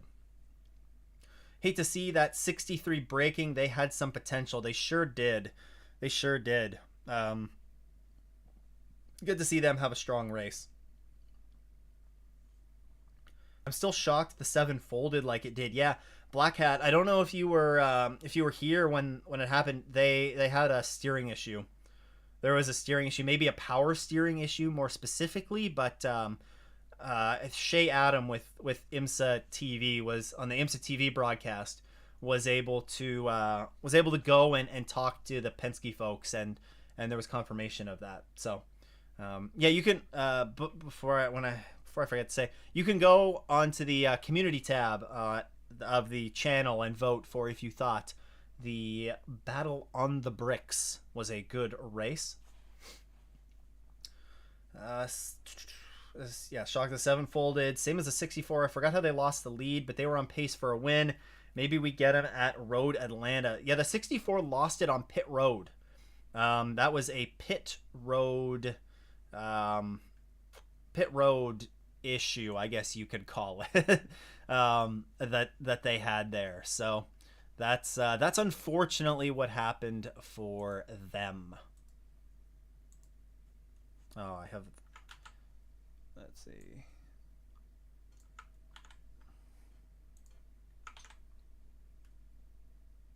Let's go. Just got to put the poll on Twitter now. Sorry, X. My bad, Elon. This is a Battle on the Bricks at Indianapolis, a good race.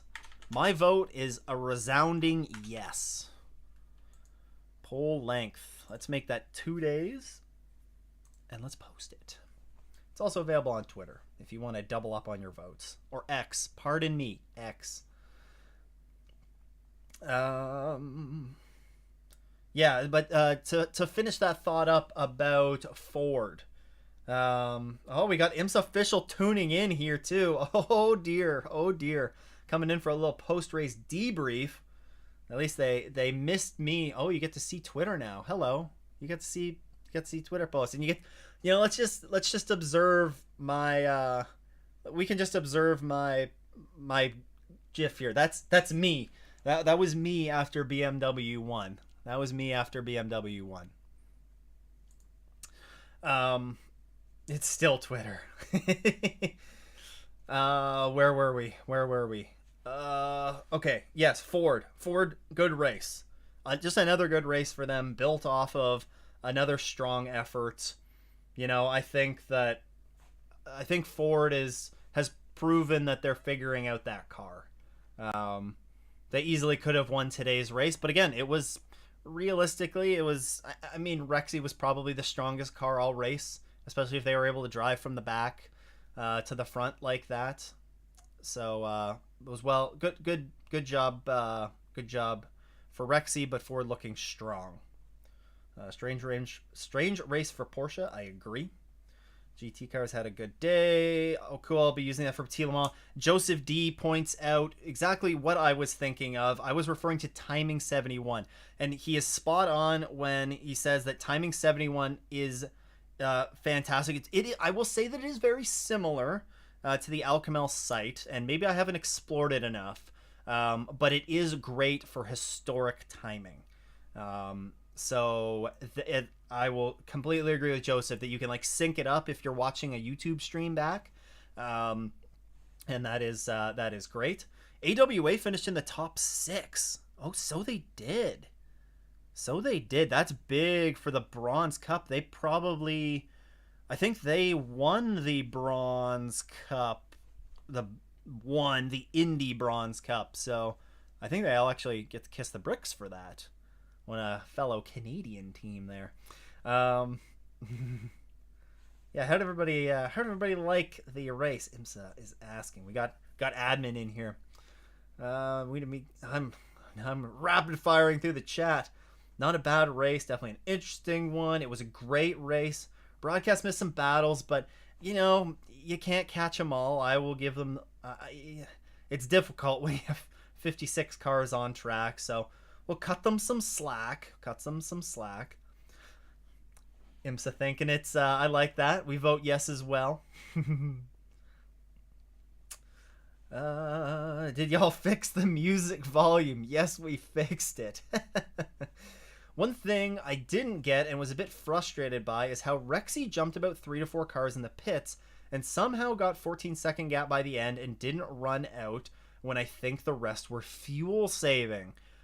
Interesting that you mentioned that, Cheesy. So I mean, I probably it's not available yet, I don't think. If you really want to dig into this, if you look at results.imsa.com, and I don't think it's posted. Ooh, where is it? We can see a stint analysis. Oh, we do get to see it right away.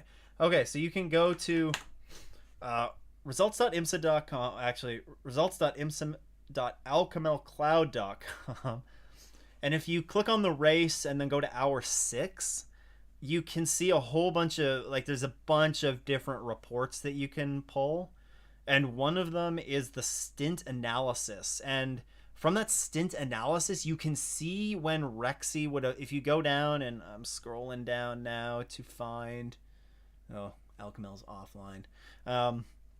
AO Racing, I can see that they last boxed with an hour and 3 minutes to go. And if I look at who ran second today, who ran second today? It was not the. Oh, it was the Ford 64.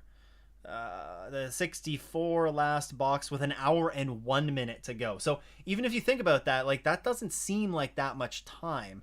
And Rexy's last stop was 1:31 or 1:32 seconds, and the Ford's last stop was 51 seconds.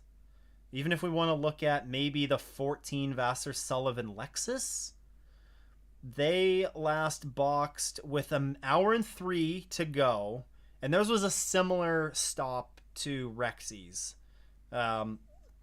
So I think Rexy had good pace. This is all to say, Cheersy, I think Rexy has good pace. Had good pace, very good pace in that last stint. But I do also think that they boxed maybe a lap or two later than what their competitors did, and that really would have helped them not have to worry about fuel saving. If you don't have to fuel save an extra lap, then that's gonna help. And of course, the final. Well, this was under full course yellow too, right? That was under full course yellow. So how did that happen? I don't know. I don't know. We might just have to go back and rewatch it. Yeah, yeah, you're right. You're 100% right because Rexy beat Rexy squeezed out just in front of the Vassar Sullivan Lexus on pit exit. Yeah, that's a good point. I don't know. Maybe I'm reading this report wrong. I don't know. Maybe I don't know what I'm doing after all, guys. I'm just I'm a an imposter. That's what it is. I'm just an imposter. I guess I'm gonna have to pull up the results here then, right? Because I can't see them on the Imsa site anymore since El Kamel is now offline. Actually, you know what I can do? Actually, this is gonna look awful. Can I, if I just make this larger?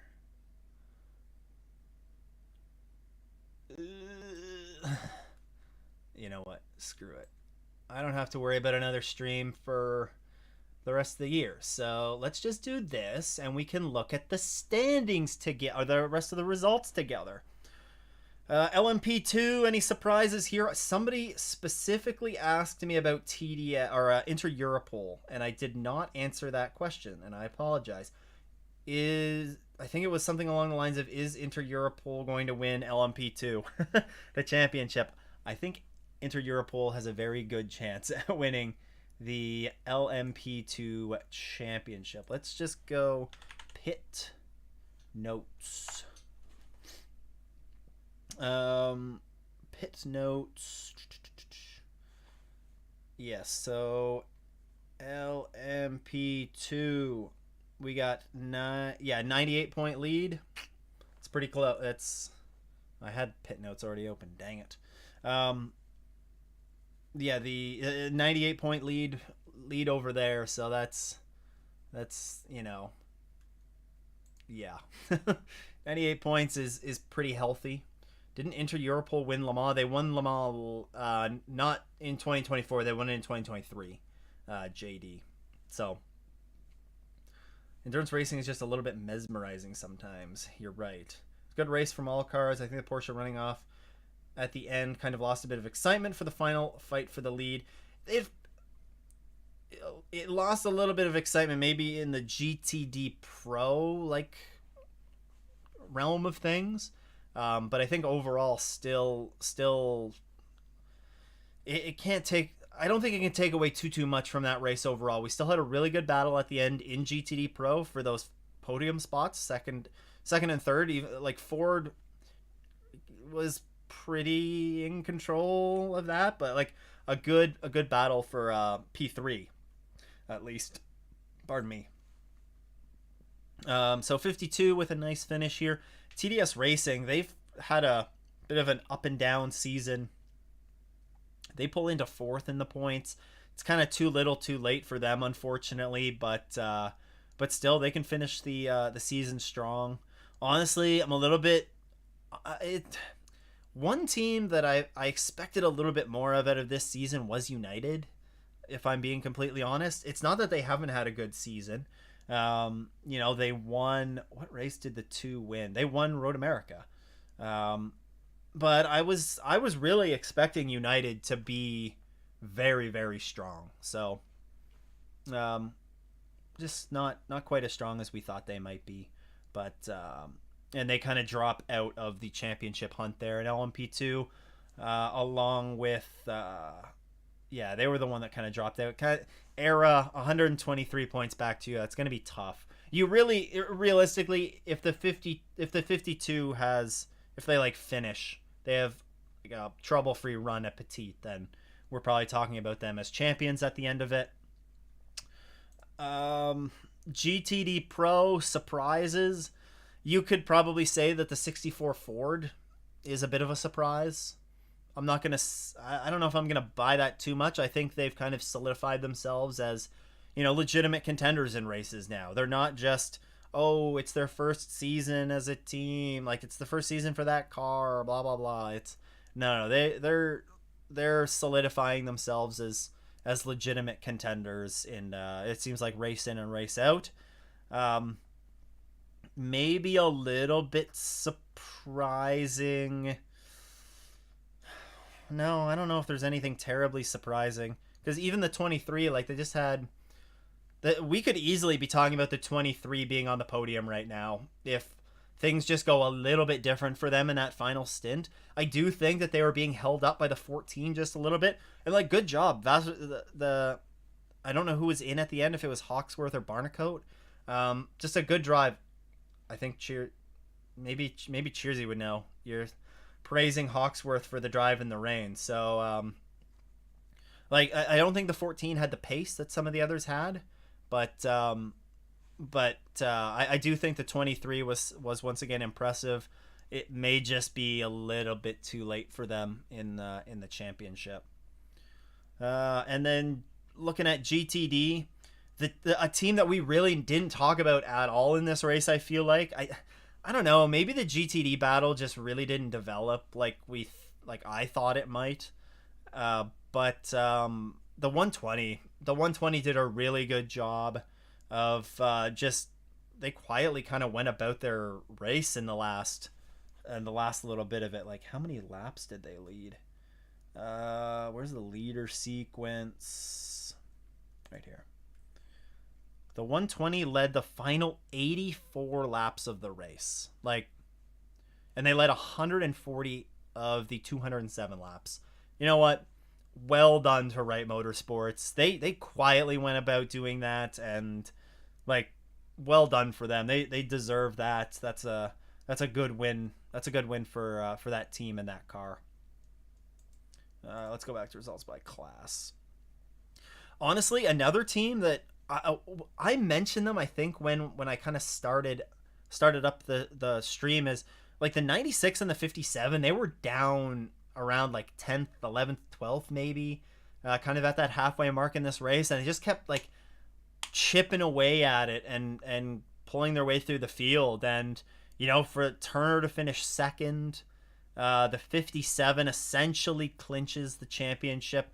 Not quite, but they essentially clinch the championship. That the point swing, assuming we have the same grid size at Petit Le Mans, then we're looking at a 297 point swing. Well, maybe it's a little bit less than that. Maybe it's like 286. But 286 points, they're still leading the championship by 222. So it's pretty unlikely that Windward loses that championship. And the way that they've been running, they should be pretty well there. Yeah, Korthoff Preston, they've had some solid runs as of late. Forte Racing, that's a nice run for them. AWA finishing 6th. That might be one of their strongest results of the season, actually. Let's see. 220, 250, 250. Actually, they've had a few really good races in a row. Even dating back to Watkins Glen, like, you take out, that's good. They're 6th in the GTD standings. Like, that's solid for AWA. That's good for them. What would the standings be for GTP now? Yeah, I can show you that, Cheersy. I have the pit notes right here. So if we look at the GTP teams, you can see that the 7 leads the 6 by 14 points. You can see the difference there. And then 164 points further down, or 164 points off the leading number 7. We have the 0-1. So I think I said it earlier. Yeah, I said it earlier. Literally what has to happen. The number 7 has to start qualify in last place and finish in last place at Petit Le Mans. And the number 6 has to qualify second last and finish second last at Petite. And the 0-1 has to get pole and win Petit Le Mans. And I think, again, I'll look into this and I'll probably talk about it in a video, but my napkin math tells me that would give the 0-1 Cadillac the championship win by a single point. So again, the 7 has to qualify and finish last, the 6 has to qualify and finish second last, and the 0-1 has to qualify and pole and win. Like, what are the chances of that happening? It has to be pretty low, right? So I'm not holding my breath for a Cadillac back-to-back championship, but hey, I think we're still gonna have a good battle at Petit Le Mans. Um, there's a lot of storylines that we'll be looking into there. Like I don't think there's a reason like Iron Lynx is Lamborghini and the SC63 kind of looks like it's maybe maybe turning that corner a little bit, and they're going to be a little bit more competitive, like maybe like genuinely competing for a potential podium. We could probably see that. Um, the 01 Cadillac, of course, is Chip Ganassi Racing. Like, what are they going to be doing next year? Are they going to be in Imsa? Are they going to be running an LMP2 program? Are they, what are they going to be doing? Are they going to be working with Hyundai? Hyundai, whatever. We don't really know at this point. Cadillac gods frowned upon Indy this year. That's for sure. A tough one. Yeah. There's a few comments here about Cadillac. Like, I said it during the race. Think if the 01, what did they get? They got that puncture on their outlap. Like, how unlucky is that they get up? The 01 gets a puncture on their outlap. If they go out there and they finish, I mean, I don't know if even if they go out there and they finish fourth, they go out there and finish fourth, and they get, where did they finish? Eighth. Like, even if they get, well, yeah, no, they would have had to like finish realistically higher than that. They finished eighth. If they finished fourth, how many points would they have got? The 85. How many points did the 85 get? 85 got 280 points, and the 01 got 230. You get 50 more points, and this gap is 50 points less. I mean, it's 114 points, so that's a tough one to overcome as well. So maybe did the 01 legitimately have pace to beat the 6? Beat the 6 at the end, or beat the BMWs? Maybe. I don't know. The BMWs looked really strong at the end.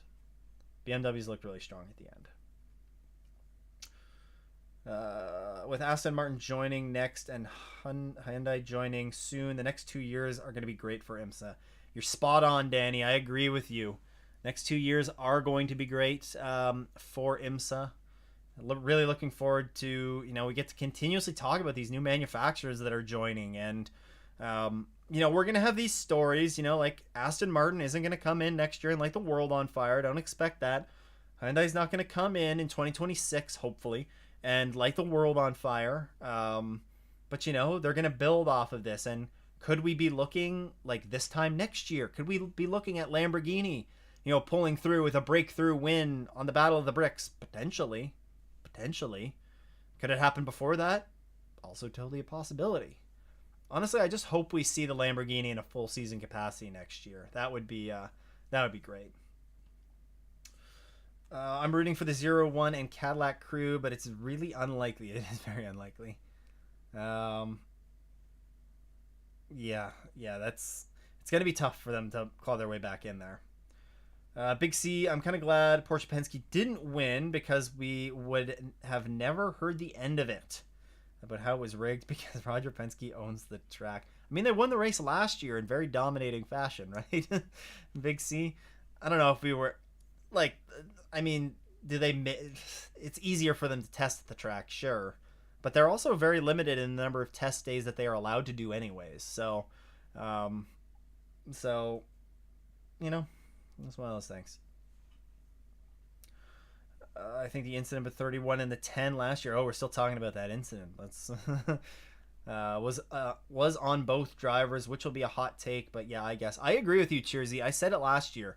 I think that both drivers had equal responsibility in that incident at Petit last year, Pipo as well as the 10. Not everybody agrees with that, but I think it was a racing incident. I agree that there shouldn't have been a penalty for that. It was a racing incident. It was very unfortunate what happened, but Yeah, I do think it was two very aggressive drivers being very aggressive, fighting for a championship. You know, you, it's the way it happens. Anyways, I don't want to reopen that wound. That was almost a year ago, guys. Will IMSA change the regs in GTP in 2029 like the WEC, or do we know? Are you referring to hydrogen regulations, Marshall? Because IMSA has the same regulations generally speak, like the regulations in the sense that LMH and LMDH cars can run until 2029. So are they like that? They confirmed that IMSA and the WEC both extended the GTP regulations. My volume is way low. Okay, let's see. I can bring the mic closer, and you guys can have it block out part of my beautiful face. Hopefully, maybe this is too loud, but hopefully it's better for you. Hopefully it's better for you. I don't. Will IMSA go? If you're referring to hydrogen regulations, I don't know if they will. I think it all depends on how that progresses. It's IMSA's gonna do what the manufacturers want to do at the end of the day. So if the manufacturers are chomping at the bit for hydrogen, we're probably gonna go hydrogen. If they're chomping at the bit to keep the LMDH regulations for another little while, or do like an Evo type, I don't even know, then maybe. I think it's too early to say. Roger rigged the race and made the Porsches finish low so people wouldn't think you can rig races. That's funny, JD. That's funny. Lamborghini 2025 IMSA champions. Cheersy. I mean, it's unlikely. We don't know if they're going to be running a full season entry, but hopefully they do. Hopefully they do. I guess that's more of an Indy. I guess that is more of an Indy thing to blame Penske. Yeah, that's true. That is true. Now that Penske owns the IndyCar series, I think Pipo was very overhated at the beginning of this year, and now he's sadly kind of fallen into the background. I even see Jack Aitken more. Yeah, you definitely notice, like, Pipo used to always be the driver qualifying that car, and he didn't qualify the car this weekend. It was Aitken that was, and I think that is probably just a sign of, like, Action Express sees Jack Aitken as their number one driver next year probably, and maybe they could pick up Renger or Bourdais or somebody like that as well. But I think Jack Aitken is really coming into his own as a driver, and I think they want to give him more opportunities, especially knowing that they're out of the championship. They're out of the battle for the championship, and that Pipo is not returning next year. What a shame for Lamborghini. Hope they have a better season next year. They still have time to right the ship this year. They could still go out there and be competitive at Petit Le Mans. I would not be surprised after what we saw today. Although, I guess they were competitive at Fuji. They made it into Hyperpole. So, maybe. I'm glad they're not doing the 2-car mandate in IMSA. I am glad as well, Danny. I understand the 2-car mandate, but it's just making it more difficult for privateers, right? And honestly, we're gonna see trickle down from that 2-car mandate in IMSA. Like, if Lamborghini doesn't run 2 cars, or if Lamborghini doesn't run a full season entry in IMSA next year, it is very likely due to the 2-car mandate in the WEC and kind of, impacting what we get to see here in IMSA. I'm not saying that would be the only reason. There could be other reasons, but I think it's definitely a large contributing factor, because being forced to run 2 entries in the WEC, that's a big impact on the budget for a manufacturer like Lamborghini. That's not one of the giants. There's been no issue with the volume. Well, we got the volume a little bit louder now, so hopefully I'm not like screaming in your ears or peaking or anything. Will IMSA run the LMH, LMDH past 2029, or can they? We don't know yet. We don't know if they'll run them past 2029 yet. Is there a chance that they could be extended even further? Possibly. I think if we see an extension past, I don't know. It's hard to say. I think it depends on what we're seeing from manufacturers at that point. If we're seeing manufacturers that want a refresh or want hydrogen like pushed further, like we're genuinely seeing a push towards hydrogen vehicles, then maybe we see the regs updated, or maybe we just see them pushed and we push them back further and just introduce hydrogen into the class and say, okay, you can run an internal combustion engine, or you can run hydrogen, or a traditional internal combustion. Is a hydrogen engine still an internal combustion engine? I think it is. I don't know though. I'm not a hydrogen expert. I legit heard in the broadcast for Sebring quali someone saying in the background that Pipo sucks. He wins everything. Well, Pipo has not won everything this year, so Pipo's a good driver. He's an aggressive driver, but you cannot argue against, what he's done in his career. He's won multiple championships for different teams in different eras. Like, I don't know, what more do you want? Maybe a Le Mans win? I think he certainly would want a Le Mans win. If WEC both WEC and IMSA are going to extend the GTP regulations. They already did to 2029. It's probably one of the big factors that led to the Hyundai announcement was the extension of the regulations past 2026. So adding those 3 years on, a manufacturer, otherwise Hyundai would be coming in 2026 and be done in like 26 or 27. I can't remember what the original ones were, but now we're going to see them through 2029. So 2025, 26, 27, 28, 29. So there's at least 5 more seasons.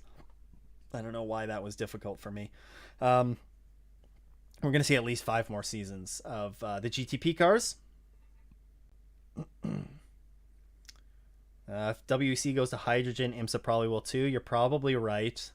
Or they would at least allow them to run in the championship, I think. I mean, who knows what's going on with the hydrogen in the WEC? Like, this is something that was supposed to be introduced like this year. Was it this year or next year? Initially, it was supposed to be, and then it just keeps getting pushed back. So, who knows? Aren't Bourdais and Durrani leaving in 25? Well, we don't know where Bourdais is going because he's obviously a Chip Ganassi racing driver right now.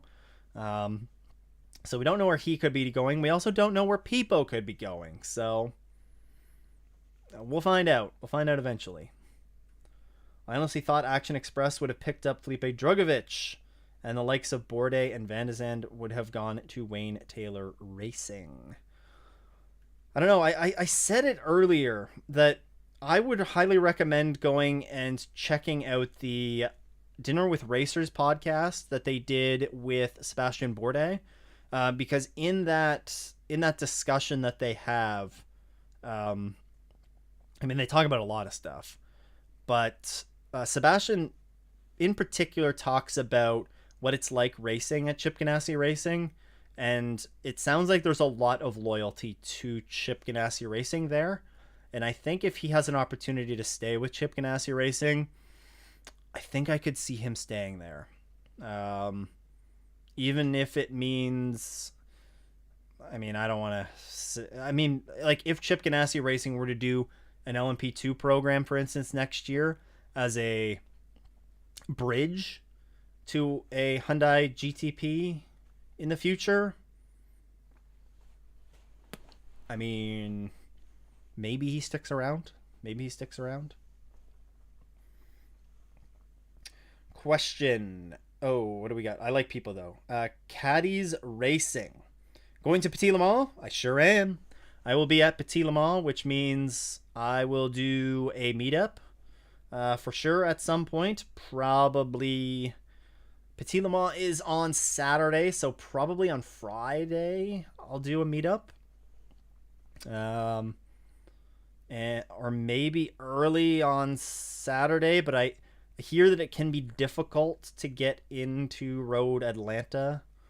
So I'm probably actually going to do it on Friday.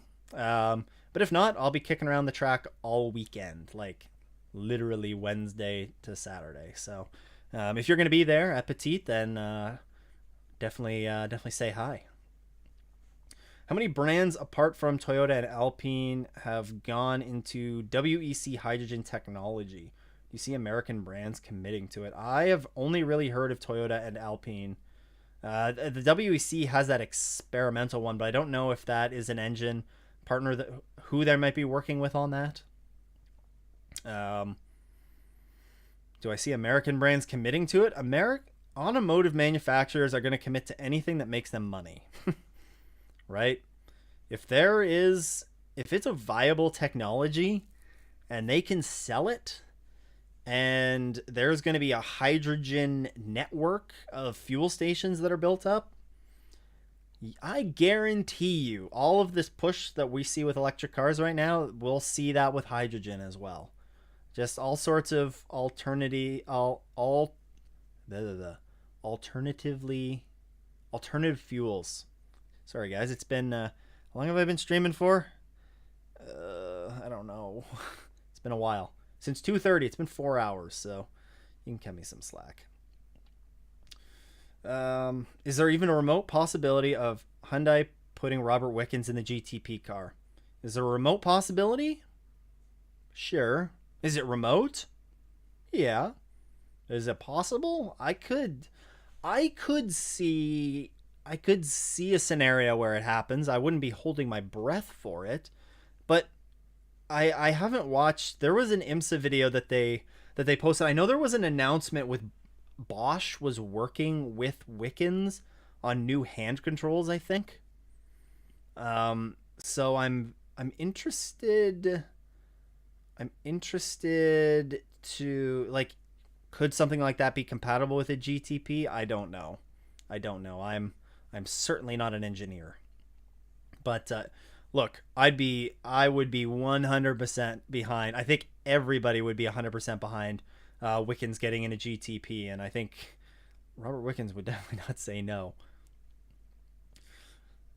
Hasn't Porsche been working on hydrogen as well, or is that just biofuel? Either way, I don't see the USA Big Three, Ford, Chevy, Dodge, committing to hydrogen anytime soon.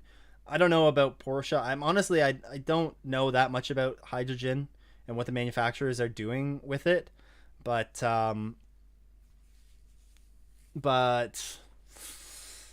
I mean, like I said, it's going to be whatever makes them money, right?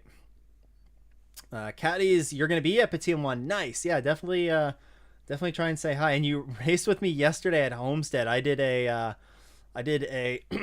we have like an IMSA sort of endurance series on iRacing, and my slow butt was chugging around yesterday. Fortunately, I spun from third place in the early going of the race, but and got an unfortunate bit of damage as a result of it. But that's the way she goes. I think the rest of the guys brought it home in P6 or something. So that's a solid day for us. The other guys are way better than I am. I don't really have much time to put into it anymore. Why is it called? Oh wait, I don't recall them going into hydrogen. I guess what you're thinking is e-fuel. Okay. Why is it called Petit Le Mans? I should know this. So it was initially created for the ALMS by Don Panos. I think it's pronounced Panos. I'm pretty sure Dr. Don Panos. This was like one of his creations as well. I don't know why it's called Petit Le Mans. Maybe because it's shorter. I'd have to double check. I would assume because it's shorter. Maybe it was e-fuel. Hyundai also announced doing a good bit of hydrogen in the past couple of years too. Yeah, true. You're right. You're 100% right. Because Hyundai was one of those manufacturers kind of on the fence if hydrogen was going to be introduced or not. So you're 100% right, JD. And then Joseph, by the way, Bosch announced in one of those Marshall Pro Tech videos this weekend that Wickens hand controls are plug and play with GTP cars. That's exactly what I was talking about, Joseph. I haven't had an opportunity to watch that video yet. So thank you for being able to clarify that. Because that definitely does help. Definitely does help. And that makes sense. If it's plug and play with a GTP car, then that is awesome. Not just for Wickens, but for other drivers that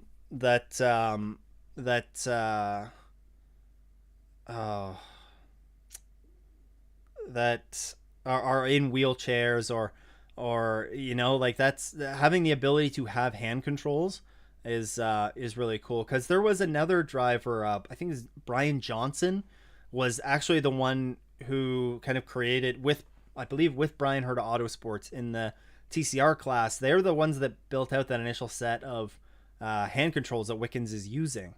I think there was a year that Brian Johnson and Wickens both competed in the Pilot Challenge in different cars.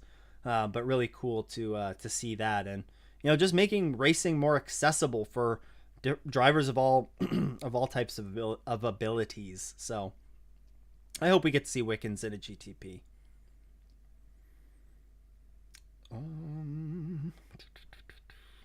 Maybe that's why Genesis is going into WEC with hydrogen. Maybe it has. Maybe they have a bit of a read on some of that. It certainly wouldn't hurt Hyundai to get in while hydrogen is being discussed. Would be cool to see Porsche try hydrogen. They have some insane engineers on deck. That they do. I'm just checking for... Yes, it looks like JD has already answered your question. We do need 3 drivers for Petit Le Mans. All right, guys. This has been a lot of talking for me. I am going to wrap this up here by saying I thought this was a good race. I am happy that we got to see M Team RLL pull out a big win. And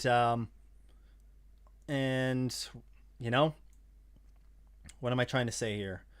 Let's compile my thoughts. Good race. Happy with the results. And we're going to be in for a barn burner at Petit Le Mans. Maybe we won't have all the championship battles that we were hoping that we were going to have, but still lots of really good fights in this race, and that we're going to have on deck at Petit. So if you're going to be at Petit, then I hope to see you there. If not, I hope you enjoy watching the race on your television set or other technology device. This was a lot of fun. Thank you everybody for who dropped by here today. I really enjoyed it, and maybe we'll be doing some streams in the off season. So if you're not able to drop by on one of the Four Doors and GT4's podcasts right here, or on the Rain Race podcast over on the GT Rain channel, then I hope that we'll see you at some point over the off season. But yeah, everybody have a good rest of their evening, and it's time for me to get to work on a little Indy recap video. So all right, take it easy everyone.